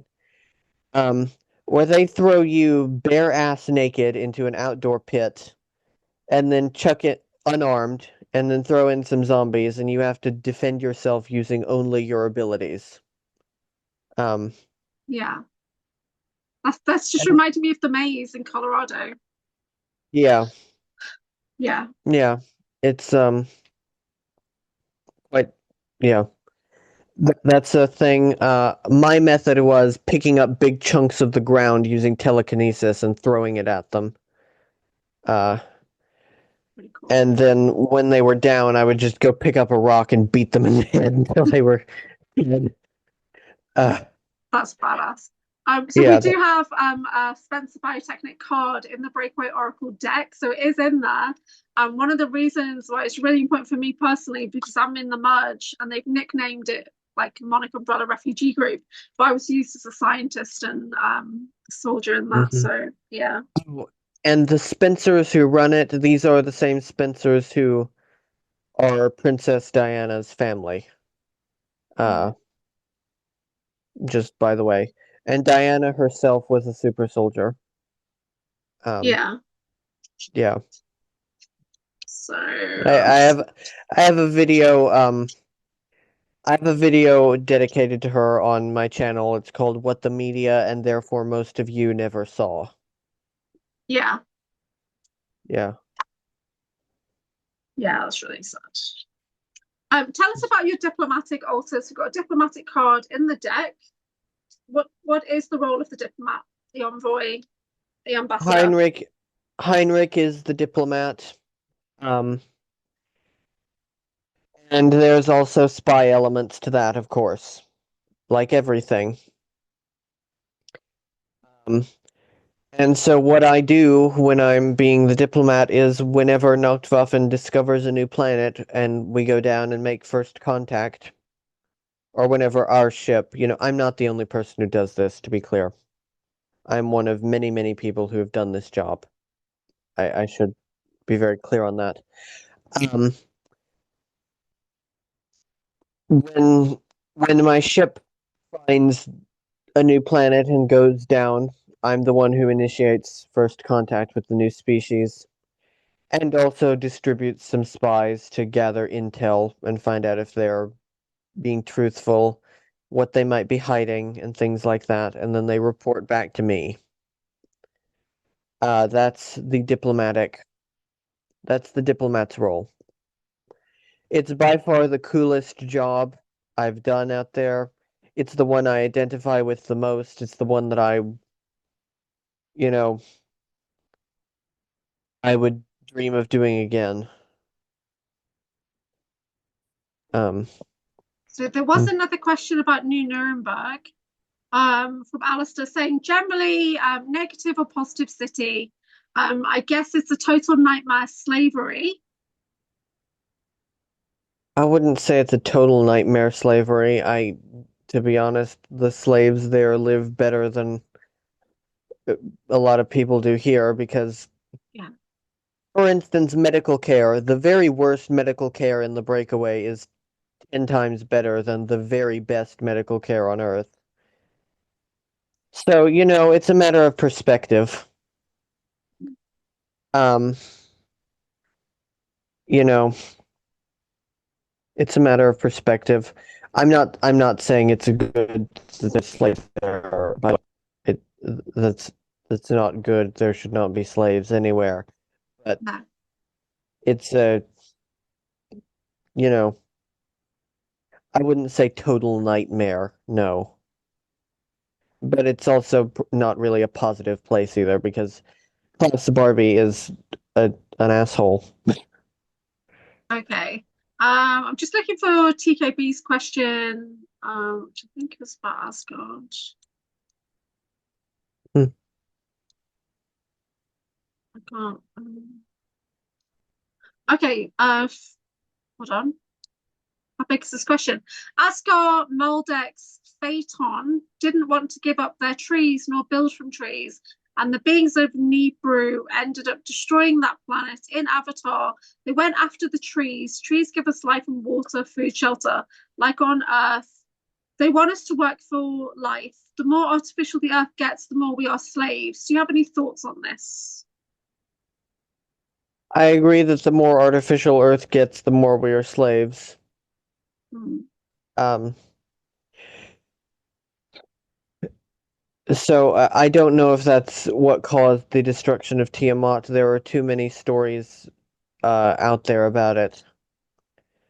everyone and their mother has a different story as to why Tiamat was destroyed. Um, so that could be it. Okay. There's a question from Trumpet, and they're saying the new movie Odyssey has just been released. Given that Matt Damon played the Martian, any idea who he is a clone of out there? Don't forget he was also Bourne. He was Jason Bourne, so he's a total asset, isn't he, Matt Damon? Yeah, he's definitely an asset. I have not ever seen him in space that I recall, but yeah, he's one of the more obvious ones. Yeah, Yeah, yeah, and he was in Elysium as well. yes, yeah. Yeah. I've been told that I have, and I'm not the told because I've literally connected into her mind. We call her Tabitha. She's a synthetic. She's like a creator of clones over there on Elysium. But they were told it's a platform, not really Elysium City, like you talk about in your books. Um, Okay, yeah, I'm sure there's multiple places with that name. It yeah, sounds like a very spacey name. it Like, is, yeah. Well, the weirdest thing is that a couple of years ago, maybe 2 years ago now, I was setting up a retreat brand with a friend of mine, and I got the name Elysium, so we called it Elysium Getaways. And this is way before I ever knew about anything to do with this stuff. So I actually have another brand. So I've got my AnchorHaven brands, and I've got Elysium Getaways. When we we book villas and we go away, and that's when we go to Wales every year as Elysium Getaways. So that yeah. really freaked me out when I realized, okay, guys, I'm just going back through the chat because if you've not put it in capitals, I've missed loads already. So I'm so sorry.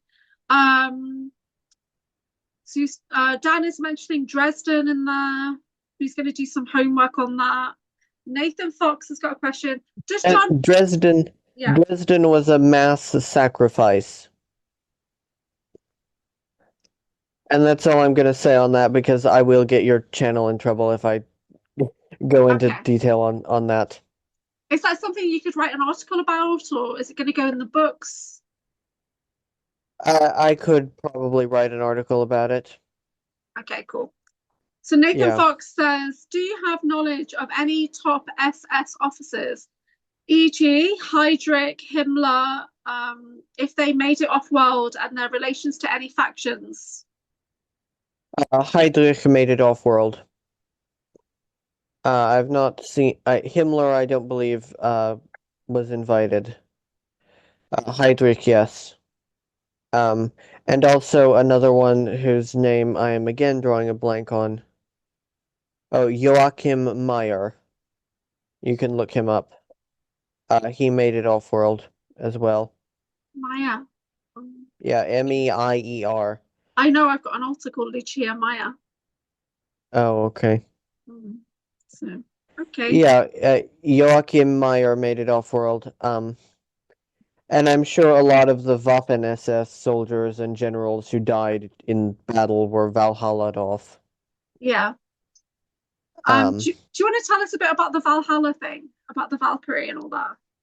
okay, that's an interesting topic. Um, you should interview Penny for a somewhat more first-hand account of how it actually goes down. But the way it works is the there is a squadron, a quite a large squadron of the best female pilots and soldiers in Nacht Waffen. All female, always, or in some very rare cases, males, but they are put into female bodies for this role.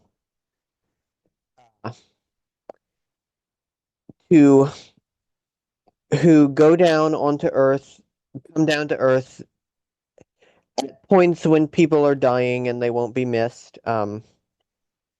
Plagues, genocides, wars, uh, and so on. And they come down dressed as Valkyries in ships with Pegasus-like creatures painted on them. Little ships with that on them. They come down dressed as the Valkyries actually dressed, not as how they are portrayed as dressing in Wagner's opera. Oh, Oh, hope you couldn't hear that phone call that I just came through. Okay. Um, they go down dressed as Valkyries with their smart suits on underneath their tunics and everything. Um, and they go to the dead and the dying and uh remove their heads. Your camera's And off now, by the way. Do you know that? I know, Okay. I'm having to send someone a text. Um, And let us know about time if you're okay to carry on. I'm fine. I'm fine. Yeah. They remove the heads of the dead and the dying, and they take them back onto their ship, which is known as the Valhalla. And it is led by a Herr Odin. That's the call sign of the captain. And they regenerate these people, and they are able to do that because the soul, like I mentioned, the soul is stored in the brainstem. So these people do have to have an intact brainstem. But and they carry the heads in boxes that have an electromagnetic seal on them. They take them, they regenerate them, and these people become citizens of the Breakaway. And I have memories of being on board the Valhalla as part of the initiation squad, helping to initiate these people, teach them about technology, teach them how to read and write in a lot of cases, because of course, You people, you know the movie The Island? yeah, So it's a bit like that when they make like a new clone version or whatever, and they're like, "Oh, they've just been found on the island, and we've got to teach them how to do everything again." Right? But yeah, really, they're brand new. Yeah. it's a bit like that. And so yeah, that's what the Valhalla program is. And then once they've been initiated a little bit, once they know, how to read and write and use a glass pad and that sort of thing, they get taken to wherever the new colony is.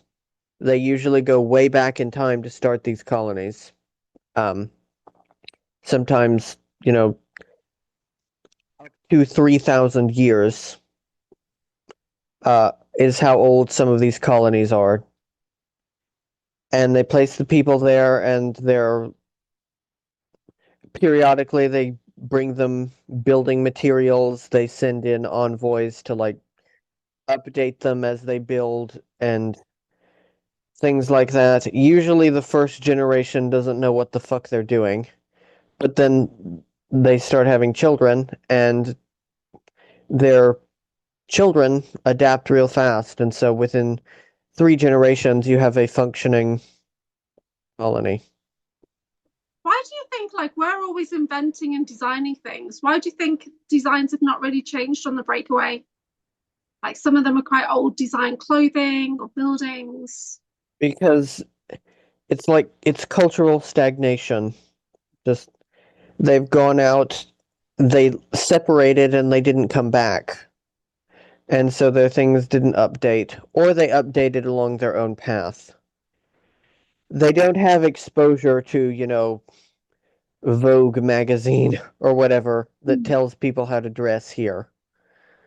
Uh, I mean, well, the elites do, but the elites can access whatever they want. Mm. But that's a whole different life from the average breakaway citizen. Are you going to do a review on the Fifth Element movie? Yes, Dan has commissioned it. Mm. So, what's in that movie that you think is definitely spot on? What comes to mind? I have not seen it in so long, I can't remember much. I remember there's like floating cities in the sky, isn't there? That's accurate. That's how people live on Venusian type planets. Mm. Because you can't live on the surface of a Venusian planet, but in the upper atmosphere, it's often breathable and temperate, and the atmosphere layers on a Venusian planet are so dense that you can just place something in an upper level and it will just float there forever, no problem, because the atmosphere is so dense. That's awesome. Yeah. Okay, so Curious Cole's got a question saying, can you tell us about archangels? Do they have our best interest? As a general rule, no. So are archangels real from your perspective? Yes. Okay. As a general rule, I think they're feathery assholes, to quote a friend of mine. Um, they're they're extremely arrogant. They're only looking out for number one. In my experience, there are some good ones, of course. So are they ETs?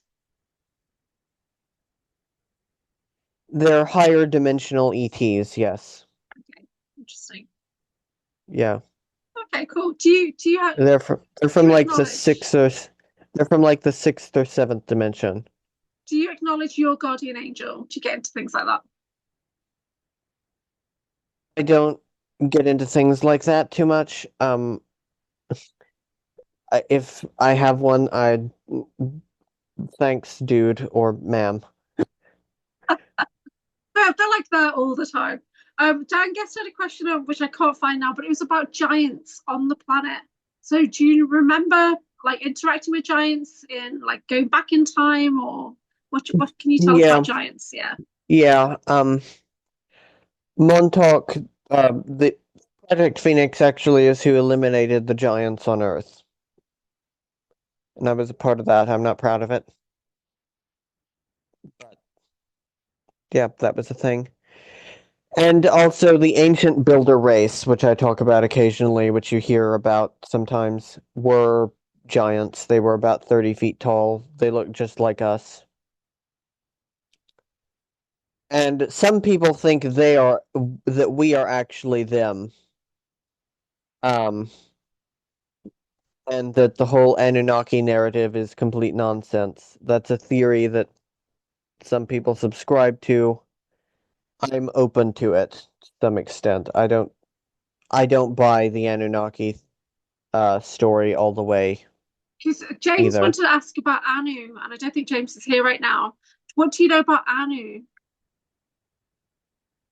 I've never actually met the guy. Well, actually, that's actually controversial because it's possible that Admiral Emmerman may be Anu, um, in Avatar.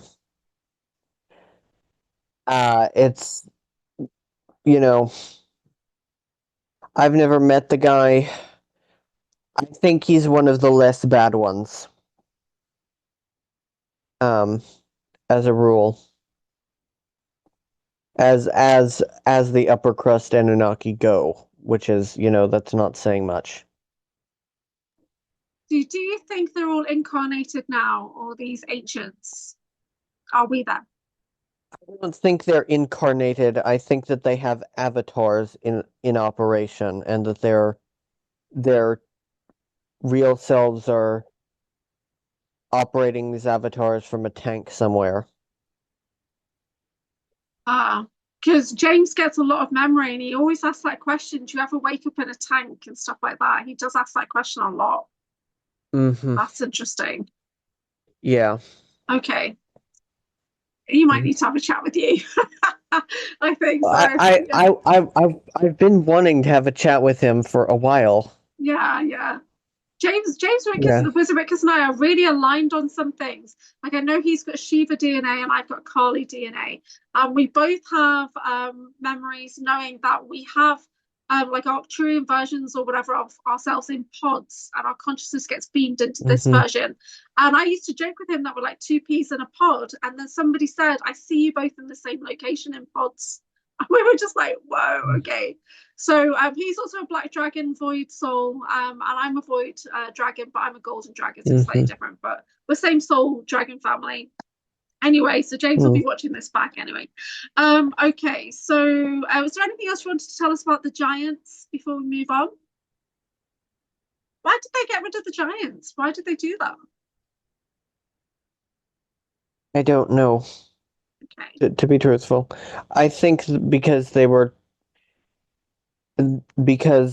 of their technology that they wanted. um, for use in the project, but I don't know. I was just the guy with the gun. You know, Okay. they don't explain their actions to the grunts. Yeah. Thanks for using that word. Okay. So we like I didn't want to use that word in the book, in the guidebook. Okay. So Ali is in the chat. Ali Legendary SSJ saying, does John have any info on the French space fleet from de la Nuit? Is that correct? Did I say that right? Yeah, on de la nuit, yeah. Yeah. Men of the night. Mm. Not a whole lot. I know that they're basically an auxiliary of Nacht Waffen. Um, and they have quite a large base on Enceladus, around Saturn. Yeah, there's lots of different factions based in the rings of Saturn, right? The moons, more so. Moons. Okay. There is stuff in the rings as well that I haven't even seen, because So it's very restricted. I know Alondra talks about it, you see. Yeah, Yeah. yeah. There's a lot of stuff on the moons that I've seen, and so I know that de la Nuit has, or at least at one point did have, quite a large base on Enceladus. Okay. There's a great question from Nathan Wayswitch Fox, and it says, what is organized crime like in the Breakaway? How prevalent are gangs? What crimes do they engage in? And to complement this, what is colonial law enforcement like? Okay, this is a good question. Okay. Okay, organized crime is more subtle there because it's very difficult to get away with anything because you will be caught in the act. Because okay, actually, I'm gonna have to reverse engineer this a little bit. After the fact, if you are not caught red-handed committing a crime in the Breakaway, you are basically guaranteed to get away with it because there is basically no such thing as evidence. Because the technology and everything is so advanced there that there is nothing that cannot be faked. So DNA evidence found after the fact, no value. Uh, videotapes, no value. Uh, all all that kind of eyewitness testimony, no value. Nothing, because even if they find the handprints of someone who strangled someone on the body, that could just as easily be a clone, and it could be anyone riding around in that clone. So security is through the roof, and therefore, because security is through the roof, crime is very, very low. At least violent crime and things like that. This creates an entire subculture of secret organized crime where, for the people who can get around this security and get away with whatever. Um, so there are absolutely mafias. There's yakuza, um, all of that sort of thing. The crimes they engage in aren't that different from here: theft, um, extortion, human trafficking, all of that kind of thing that mafias here engage in. Um, Yeah, great. yeah, that's how organized crime works in the Breakaway. There's a question from Alistair about Universal Time Police.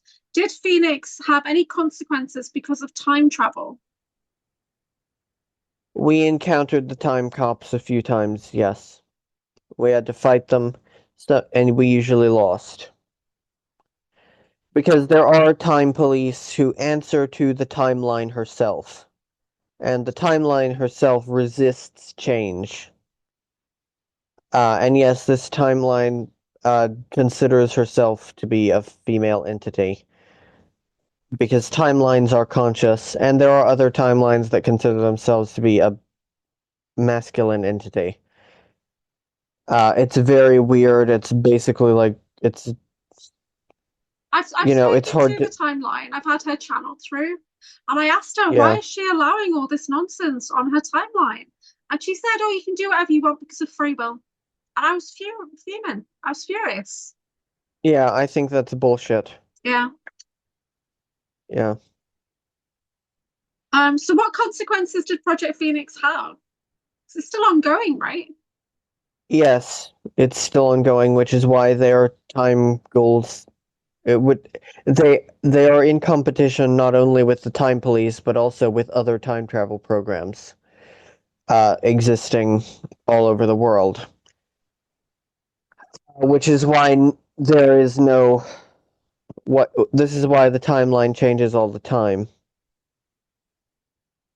Hmm. Yeah. Okay, I'm just looking for questions, guys. Please put them in capitals. Yeah. How long have we been going? 110 minutes. Oh, cool. Okay, Alistair is saying, will you do a new show with Daniel Feller? Some of your best stuff is Yes. over on St. Olga 69, isn't it? I Yes. think. Yeah. Yes, that's in the works. Actually, our 3-year or 4-year, I can't remember it's our 3-year anniversary of my first show with him, which was my first show ever, is coming up Yeah. in early September. So we'll be doing something for that for sure. So I do have a playlist on my channel which links in a lot of your videos from all across like YouTube. So I'm hopefully you're going to update your channel playlist soon. But you can go to your archive over on Substack. But say Olga 69 is generally like the first place people should go. So when you type in your name, that's what comes up. Is that other channel, right? Which is something that I'm trying to rectify with you to get people to your channel at the John Whitberg. Yeah. Okay. There's a question from ADW, and this says, did Montauk or some other program fell all the giant trees across the globe, like Devil's Tower, etc., along with the giants? Someone definitely did. I don't know who did that. Someone definitely did that. Yeah. Do you have any thoughts on CERN and other colliders that are bumping the timeline? I am about to do a whole big long round table show with some people about CERN. And that's all I'm going to say on that. I don't want to spoil it further. Oh, you're not going to tell us who that's with? That's with Jack Flynn and Riley Newskin for sure. Okay. And possibly 3 ladies who I'm not going to say yet because they haven't been confirmed yet. Okay, that sounds cool. Yeah. Because you've not. When was the last time you did a video with Jack Flynn? You did that Mars video. That's on your channel. That's a good show. Yeah, the last one I did with him was the Max Spears video on St. Olga 69. Yeah, cool. So what channel is that going to be on, this new one? Mine. That was 6 months ago was the last time I did a show with Jack. Is that really 6 months ago? Wow. My God. Feels like 3 years to me. A lot has happened in the last 6 months, I'm telling you. Yeah. It took us months to work on that card deck, that's why. Okay. So, guys, put your questions in the chat. You can ask John absolutely anything, and he'll do his best to answer your question. And we've covered so many topics. Yeah. And put it in all caps, you dummies. She keeps telling you that. Thanks, John. I do keep because Jason had put it in lowercase, then he put in all capitals. He put it underneath like an advisory. TKB saying that's a great question. Trees are our freedom. Mars, Maldek, Venus all fell because they destroyed the trees. You're on track, so that's really cool. And let's see. Okay, let me grab a question from one of your alters. Let's see. Tell us a bit about Jared, the archaeologist, the xeno-archaeologist. Tell us a bit about that. Yeah, I've done a pretty big, long interview with him, but he specializes in studies of the ABR. Yeah. And he's he's been to all sorts of sites for these studies on various planets. It's very cool. Again. Very cool stuff. Like I said, I did a pretty long interview about it. Does he look like you? Yes. Okay. Yes, he does. He grew up a subsistence farmer until his aunt, who is the same as my aunt here, that's kind of a weird story. But she got a prominent job as a secretary to Theodore Marshall, who is the primary shipping mate of the entire Breakaway, basically. And that moved the entire family up the ladder in a huge way. And so he was able to go to school and study xenoarchaeology, which was his passion since childhood. So when one of your alters has got this passion, do you feel like it's your passion? Or do you know it's not you, right? Okay. A lot of the time, yeah. I am very passionate about weapons. I am very passionate about archaeology. I'm passionate about maps because I have one alter who is a military cartographer. You know, I'm passionate about a lot of these sort of things. So yes, Okay. Yeah. Okay, I've got a question. It's a little bit controversial, so you can literally just say yes or no. But Alistair Van Blaze is saying, John, will you do a show with Arkeem? I know you're not in good terms. No. Okay. Moving on. Yeah, thank you. That's what I feel as well, because I'm getting free advertising and he allowed that as well, so I'm not happy about that. Anyway, so Bryn is saying, how did you get your memories? I never had a choice. I'm not like a lot of people, I'm not like Julia, who had, at least, correct me if I'm wrong, but you had the first two come through sessions with Sean, right? Well, I had so I did have some random things come in a couple of years ago, like space stuff come in, but I was in like a quantum healing session. So I was working with somebody who would like activate my energy. And then I had the session with Sean. But straight after that, I had Black Pyramid activate a memory cascade. And then I went into the ACIO stuff with what had come through. So yeah, so Sean, it's not like Sean activated my memories, but he unlocked something, which gave me more access. But it was the Black Pyramid encounter that I had. I realized now that was the main activation. And then hearing the activation code, Master of Observers, when I heard somebody say that, massive memory cascade came in. Implant, third eye implant activated, neural link switched on, connected into Drago. That's what I feel is what happened now. Okay. Yeah. Okay. Yeah. I've had at least, I got my first memories the morning after I woke up from my first abduction when I was 6 years old. And there has been a constant flood since then that I cannot control. There are times I wish it would stop. Yeah. But it does not stop. So I've never had a choice. I've never once had a hypnosis session, except one time there was one little subject I wanted to know a bit more about. And so I used a self-hypnosis script off of YouTube. Once. That's the only time I have ever artificially tried to encourage anything. Would you have a QHHT session? The only question I have that I want answered is why I remember so much. We all want to know why. But I think yeah. is it because you've got the synthetic aspect of Kyle? Right? Is that affected you somehow? Possibly. I don't know. Truly, I have no. Your camera's disappearing. Oh, sorry. Sorry. Yeah, I truly have no clue. Okay. Flex is asking, will you do a show with Sean Bond? You did do one last year, didn't you? Yeah, I would gladly do another show with Sean. I think he wants to do one as well. Yeah. Okay, I'm just checking. So Rainbow Flame Wizard is saying, how do you feel about Emerald Order and Solar Rishi Ashianadine material, if I may ask?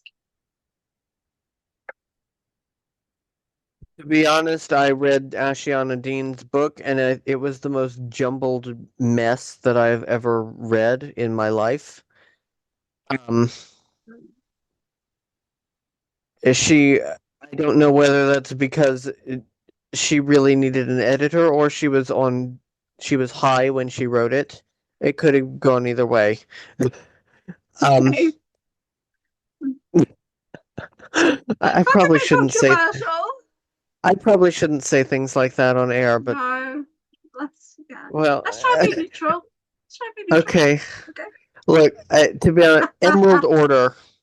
Yeah. Emerald Order has always felt very sinister to me. Oh, interesting. Yeah. Interesting. Okay. Why do you say that? What makes you think they're sinister? It's a vibe. Okay. That's all I can say. It's a vibe.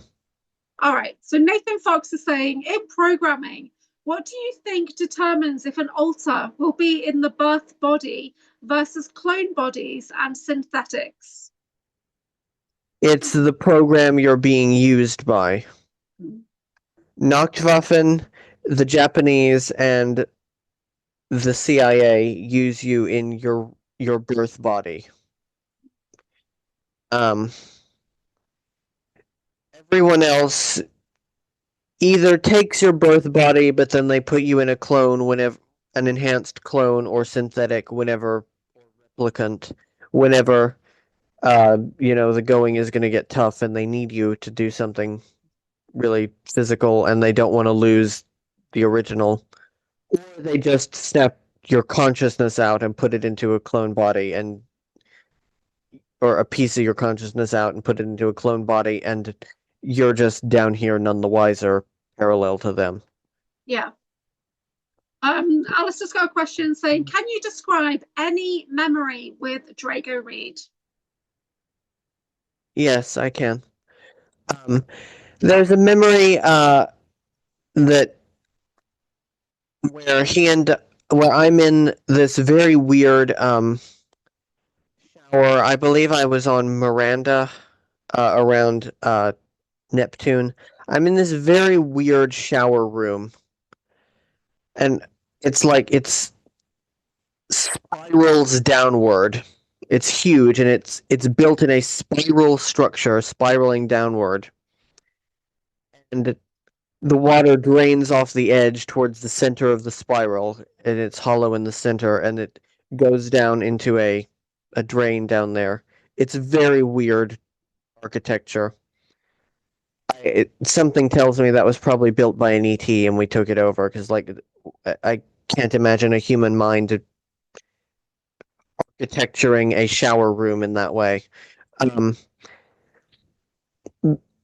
But anyway, I'm in there, and also another asset, David Lotherington, is also in this memory, by the way. I'm taking my shower, minding my own business, when a portal opens up and this Yeti comes in and starts attacking me and the other guys in there, and we all fight it and kill it, and out of the locker room next door comes charging Drago, and he joins in us beating up this extremely strong Yeti that's capable of teleporting itself.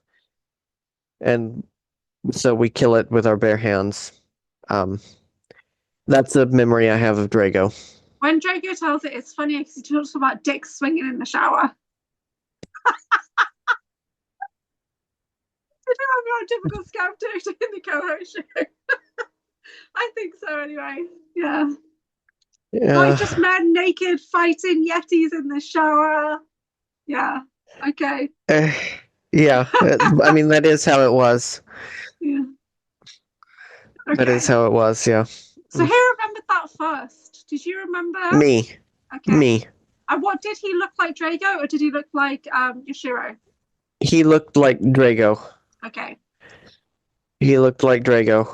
So do you No remember tattoos. him in the same altar? Like, so does Kyle remember both of them, or do you remember a different No. version of you? How does it work? This is not a Kyle memory. Okay. I believe this is a Jonas memory. Okay. Yeah. Yeah. Yeah.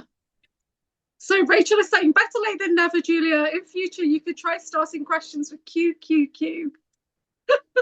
Okay. Guys, if you want me to read it, I'll put it in capitals, otherwise I'm just going to miss it. And John is very good at answering all of your questions. So come on.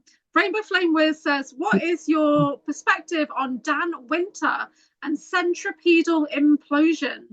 Great question. I don't know anything about centripetal implosion. I'm just gonna say that I don't know anything about that. Okay. Dan Winter, in my opinion, is a little too close with Elena Denon. I'm not blaming him at all, but like I have extreme issues with everything Elena Denon says, to the point where if I was to actually say what I think about her, then I would get your channel banned and us in legal trouble. So I'll give you the politically correct version. I'll say I don't like her, and I think that her work is a danger to ufology. Wow. That's the politically correct version. Okay. Yeah. Yeah. I mean, I was talking to somebody about those insectoids the other day about the Negamax or whatever, and I sent them the thing from the AR Alien Race book, and they said they've copied Elena Denan, and I was like, no, they haven't. that book has been that book has been out. That book was the first printing of that book in the Soviet Union was in the 50s. Yeah. Wow. And the current printing that we have is from like 1989. That's way before Elena Denon was, a child. Yeah. At the time. Wow. I honestly, she's never been in my awareness at all. I've never followed her stuff, and now like I'm looking for things, and she's coming up, but I just so I've got no point of view on her at all. I really haven't. So yeah. So what is your take on the law of one? I don't think that human nature is capable of it.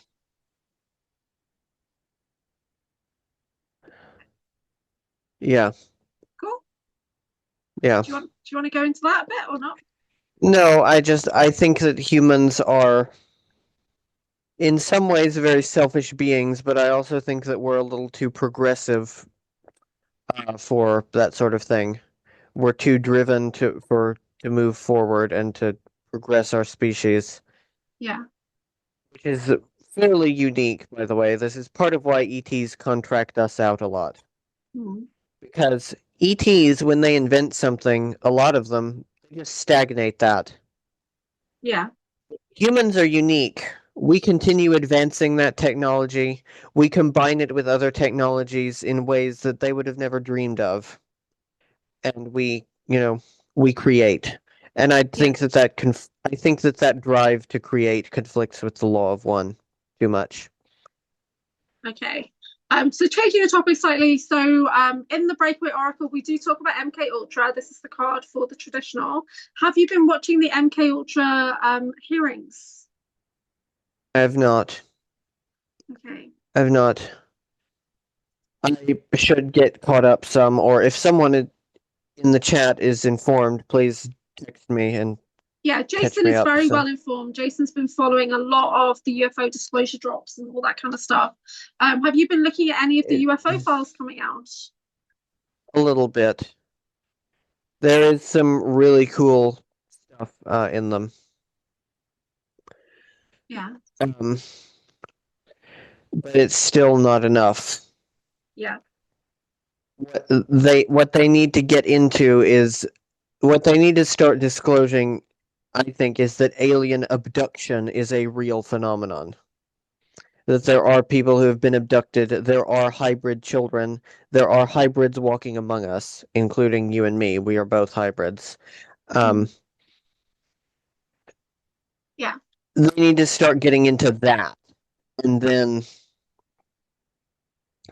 I'll say, okay, that's a real start. Yeah. But right now, they're just pussyfooting, in my So opinion. when I had that abduction experience recently, when I went back down to Wiltshire, and it was the Corellians and the Zeta Greys working together. What do you know Mhm. about the Which Corellians? Yeah. I know that they have never once engaged in abductions before this. They have never had the authorization to do that, which you do have to be authorized to abduct a human. Uh, there's a lot of paperwork you have to fill out. Um, so that's that was quite surprising to me Yeah. to see that. So I was told by a psychic when Deb Purcell looked into the situation last weekend. She said, "Oh, they had a device on your head and they were looking for information, but you didn't have it." So what do you think they were looking for? Intel of some kind, maybe to do with the Mitra War, because the Corellians are sworn enemies of the Mitra. Right. Possibly. That is a possibility. Yeah. For people who don't know what Corellians look like, they look like short, dumpy little greys, but they have chocolate brown skin. They're actually very cute. Oh. Um, yeah. Okay. There's a question from Curious Cole saying, "What do you think of Ishmael Perez, referring to an AI Prometheus, or what do you think of Perez in general?" I think that he is New Age, not SSP. Um, I have nothing against the man personally. In particular, I congratulate him on his crowd of groupies. Um, but I don't think that he is 3D SSP. Yeah. He's Yeah. very symmetrical. And in my opinion, that's generally a clone. So yeah, he's not in my Yeah. works either. I try and sit and watch him and I just can't. His voice tones are off for me, so I can't take him seriously. Especially when he said he's like his mum knew about his abilities and that he's in space flying around with no suit on, and I just can't take him seriously personally. If you're in space flying around with no suit on, you're a synthetic. Yeah. Yeah. Okay. Period. Yeah. I mean, he's so perfect looking. He's a perfect specimen, Yeah. right? So to me, Yeah. that's come out of a lab. Yeah, for sure. Yeah.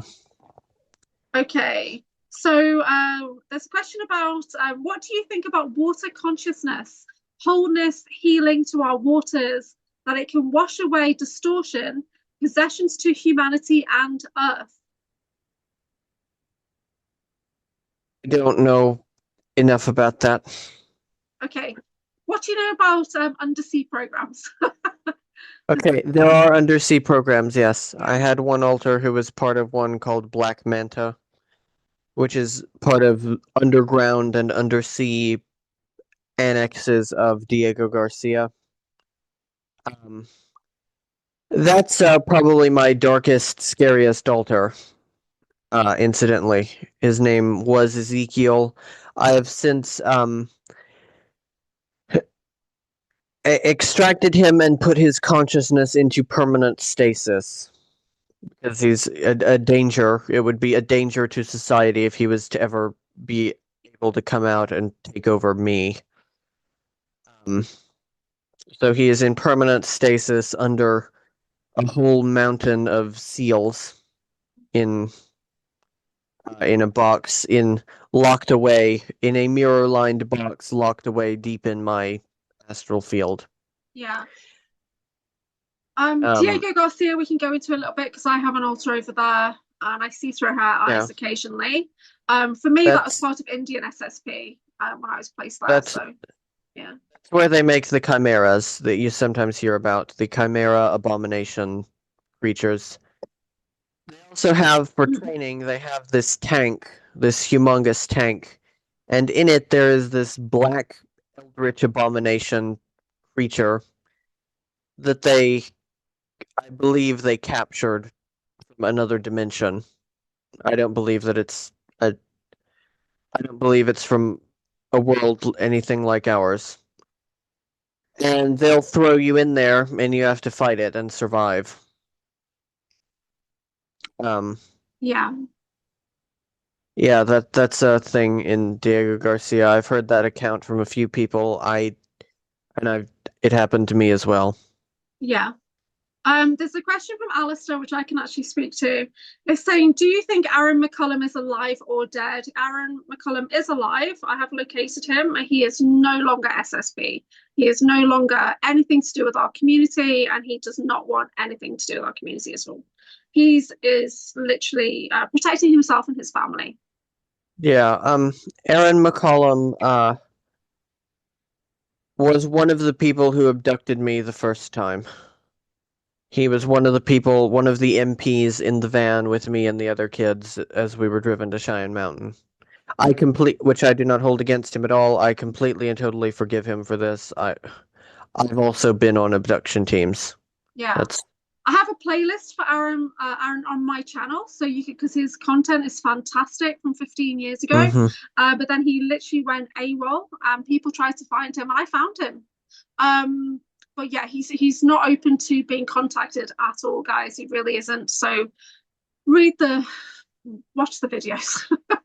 That's about it. Yeah. He blocked me straight away. Yeah.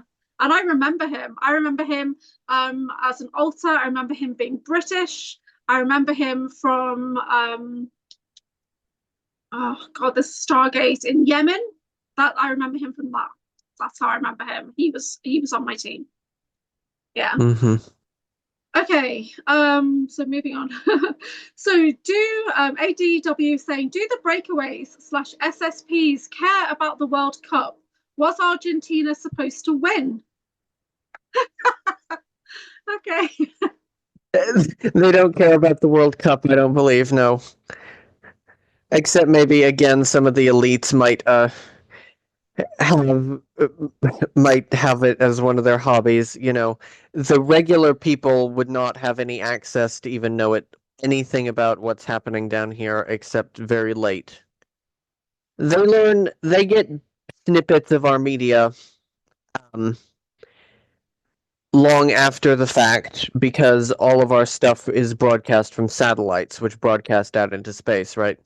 And so there are sometimes some of their satellites pick up bits of our things and it trickles into their pop culture years after it has been relevant here.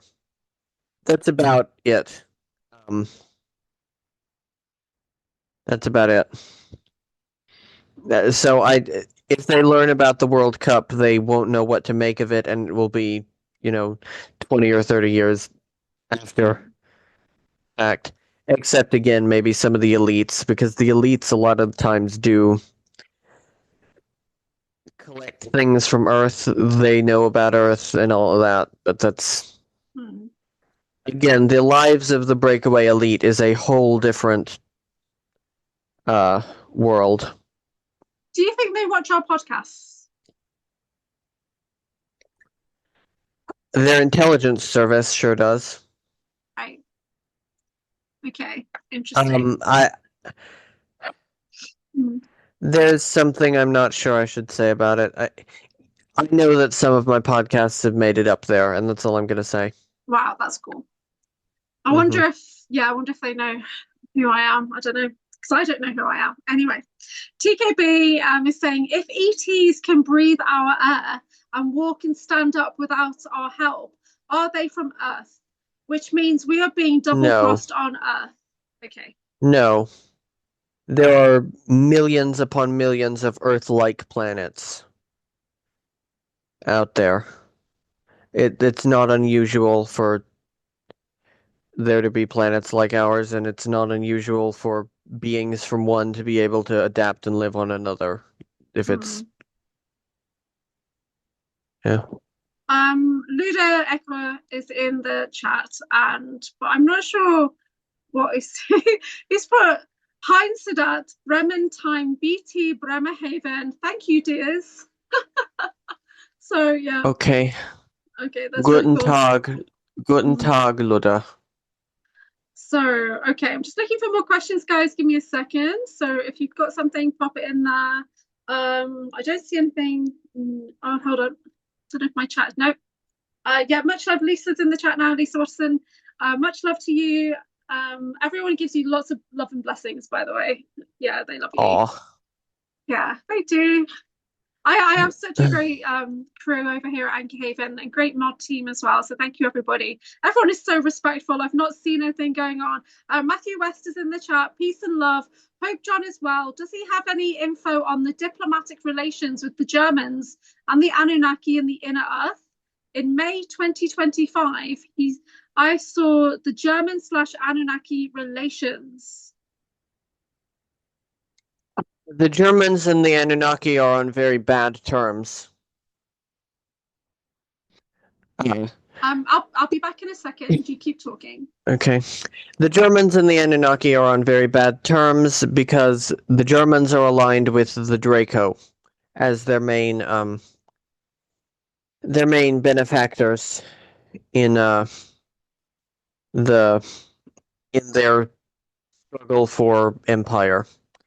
And the Anunnaki are aligned with the Americans who gave the Americans the technology to go out into space, create Solar Warden, and use Solar Warden to hunt down and kill as many Germans and Japanese as they could get their hands on. That's how relations are between the Germans and Anunnaki. Okay, what else is there to say?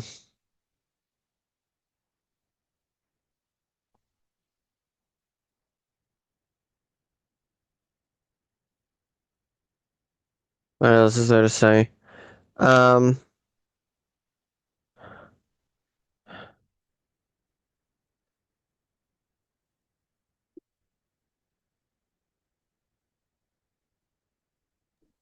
Sorry, guys. Okay, I shifted into Diet Pepsi Max, and it's a diuretic, so it's like, not good.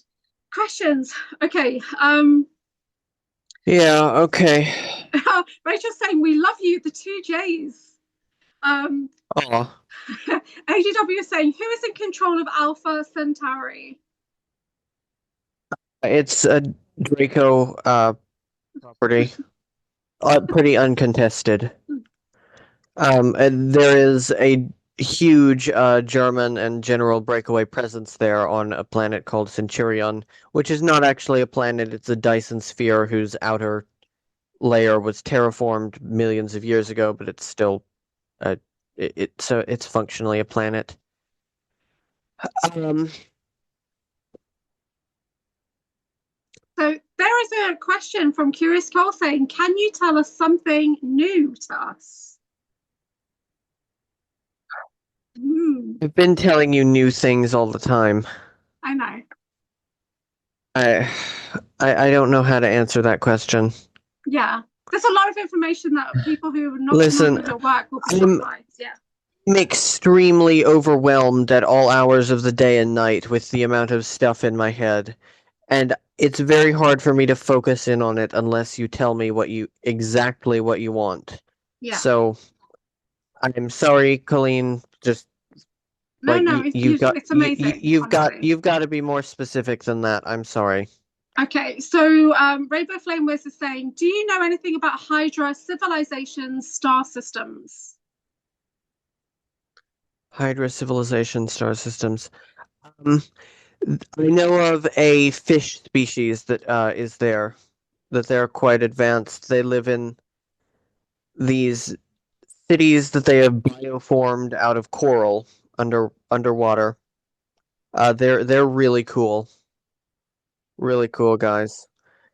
Um, on this oceanic world that's actually kind of a rogue planet. There's not any sunlight, and it's not tidally locked. Yeah, it's a rogue planet.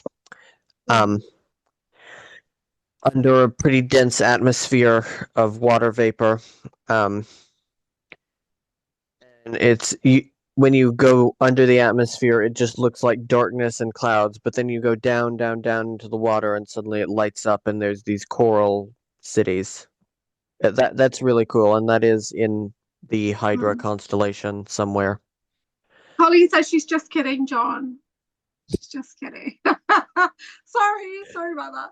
John is the subject matter expert on all of these topics, guys. You can ask him absolutely anything, and he's just recalling tons and tons. If that's not enough for you guys, I don't know what is. We've been going for over 2 hours, and it's fucking Yeah. amazing.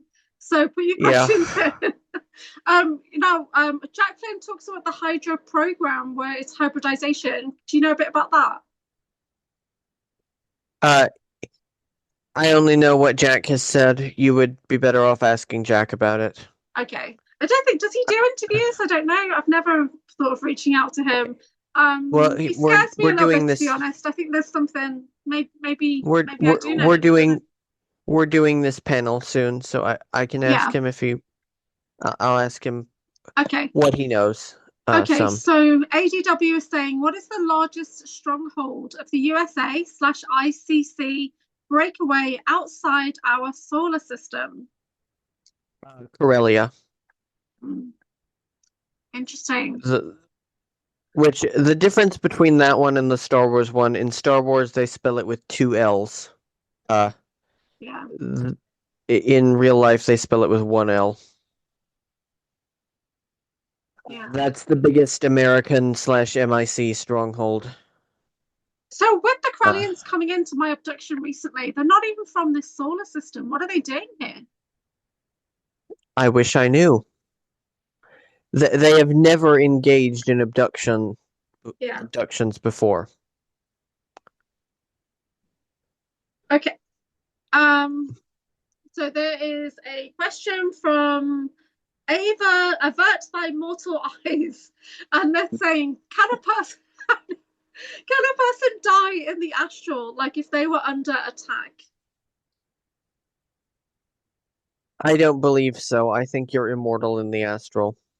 What happens if your consciousness is taken from your human body, put into a clone body in a project, and you die?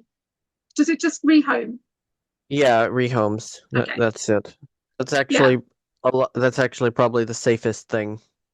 Yeah. Well, that's why a lot of programs do it, is because it's much safer for the consciousness and for so what I experienced recently, that new what was it, that war we were talking about, and I felt like I got myself back, but it wasn't just a consciousness coming into my mind. It was as if a full layer body dropped into this body. That's how it felt. And I felt like I went into the body like 2 inches, but what came back to me was wounding. I felt wounded. I could feel the wounds in my body. So why am I feeling it? Like, why is it not just separate? That is sometimes what it will feel like when an alter rehomes. Yeah. Violently.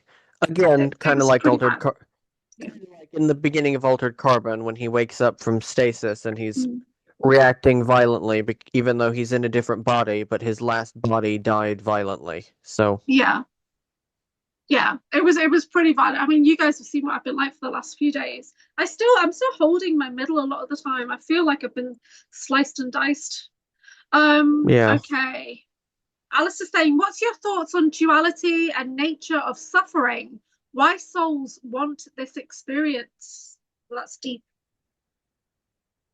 I don't know. I don't think that my soul is here willingly.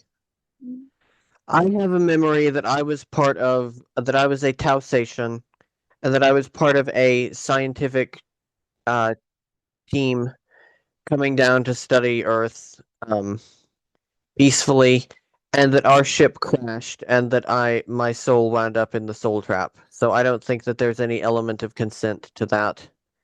And I think that a lot of times there's times I think that like the consent idea is not true always. I think that there are a lot of people who didn't actually consent to being here, or who didn't actually consent to the experience that they've gotten. And I don't think that consent is the be all end all. Okay. Shout out to Nikki Jacobs, Angels Our Belief, who's in the chat. She's mentioning the Orions. Can you tell us a bit about the syndicate? The Orion Syndicate is basically galactic Al Qaeda. They are Draco who broke away from the Empire. They hold that the current borders of the Draco Empire are illegitimate. They have their own queen who's running them. They have their own they have their own whole system. They engage mostly in trafficking of beings and creating cyborgs and blowing shit up. That's what the Syndicate does. Yeah, that's what the Orion Syndicate does. Yeah, that was literally, I talk about it in my presentation. That was literally one of my first memories. The Syndicate. I have a very extreme vendetta against them because they are responsible for the death of one of my adoptive sons. That's what I'm gonna say. And I mentioned this in the Halo analysis, but if you didn't see it, the Covenant from Halo are based on the Orion Syndicate. Yeah. Including the Blessed One in the show, who is a human who can operate technology, which they do have that. There are some humans who can operate ABR technology, and the Syndicate does abduct them and use them and keep them as very privileged prisoners. It freaked me out when I saw that, because I looked exactly like that in my 20s, Maki, and she's got my abilities. It freaked me out. Okay. Yeah. ADW is saying, is the old man still... Oh, hold on. Where's it gone? Wait. Is he still running the show, basically, or has he passed it over to an heir? And in the Dustbunders? That's something I'm not prepared to make a statement about yet. Okay. Alice is also saying here, what happens if an original asset dies? Do their alters continue to live? This is quite an interesting one. Yes. Yeah. Their alters continue to live. Where do they go? What happens to them? They just stay in their bodies operating alone. The original will rehome to one of them, but all the others won't even know that anything has happened. Okay. Mm-hmm. Okay, cool. So I'm looking for questions in capitals, guys. So okay. TKB says I am getting a bit tired. We could sorry. Okay, if we could do like 5 more and then stop. That's great, thank you. Because it's been over 2 hours. We appreciate it. You're awesome. Yeah. Okay. Is the cat and the honeybee Egyptian invention, says TKB, and we've been so freaking random. The cat and the honeybee. Yeah. What's the deal with cats? I love cats, but they're clearly not what we think they are. No, they are not what we think they are. I think they're Lyran spies.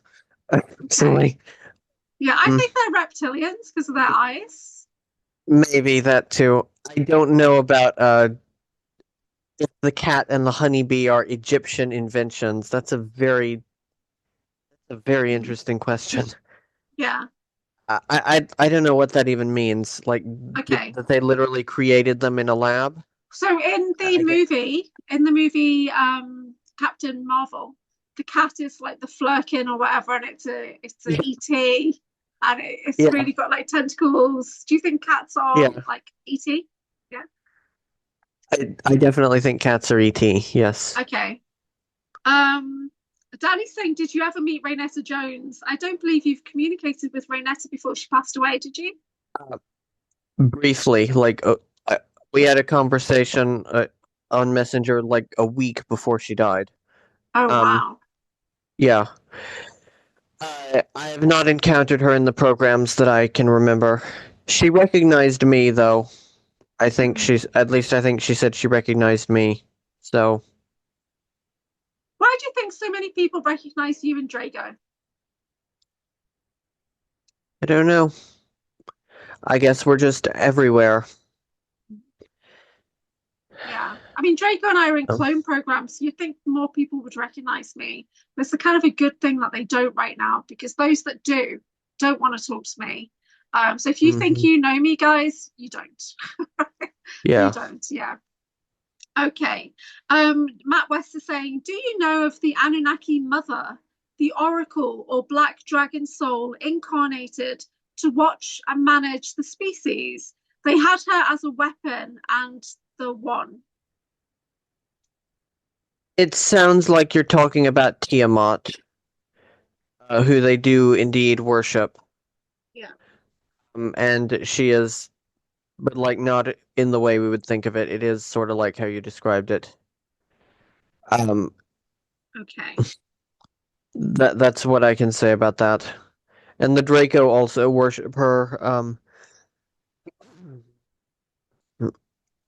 but in a very different way. The Draco worship the Siakar in general, Yeah.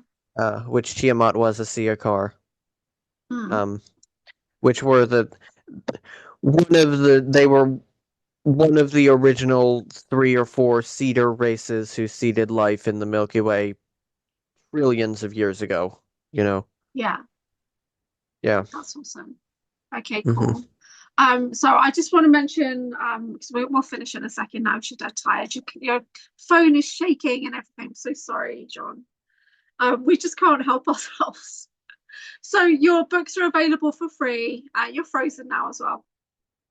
And so, everybody, if you've not read the books, if you've not listened to the books, go and do that immediately. Don't come back and talk to us until you've done it. That's how bad it is. Anybody who believes they're an experiencer in the programs, you do need to read these books, and they're there for free for you guys. On the archive or on John's channel, which is at the John Whitberg. Do you hear the people saying, John, can you just switch your camera off and on because it's frozen? And is there anything that you want to say before we finish? So I don't know if I've lost John now.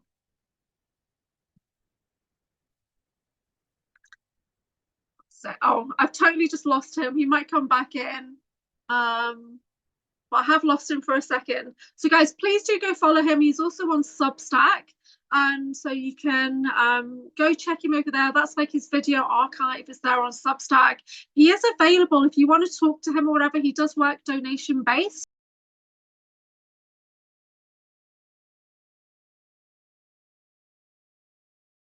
Book as John Whitberg over there. So go and you can connect with him. So he's very open, he's very approachable. Here he comes again.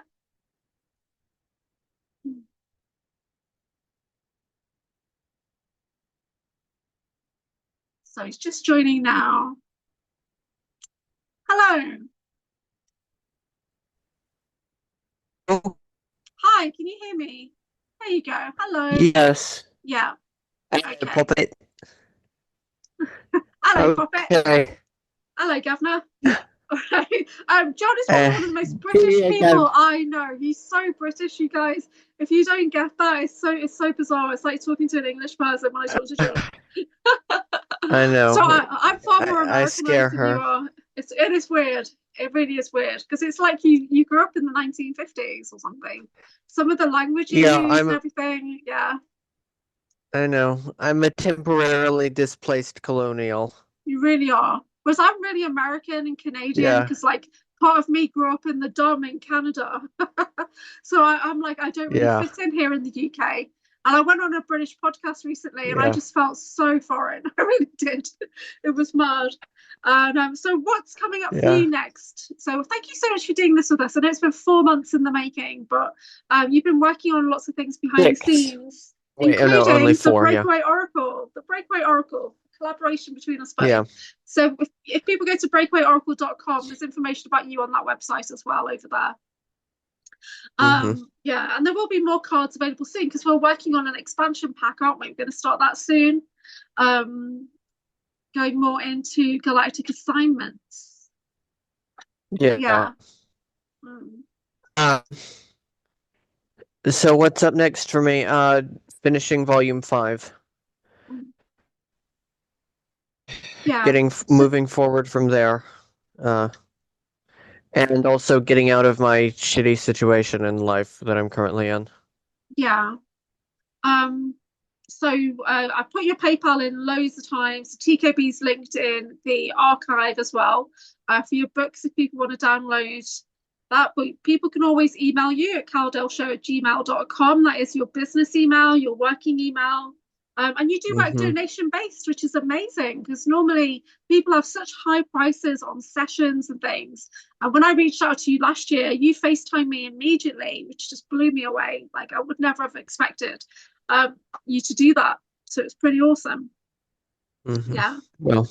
Oh, Jerry's saying thanks for going on the UK show, Sean Atwood. So yeah, with Ron, that was a great episode. Yeah, and we're working on doing more with on Ron's podcast and also getting me back on with Sean.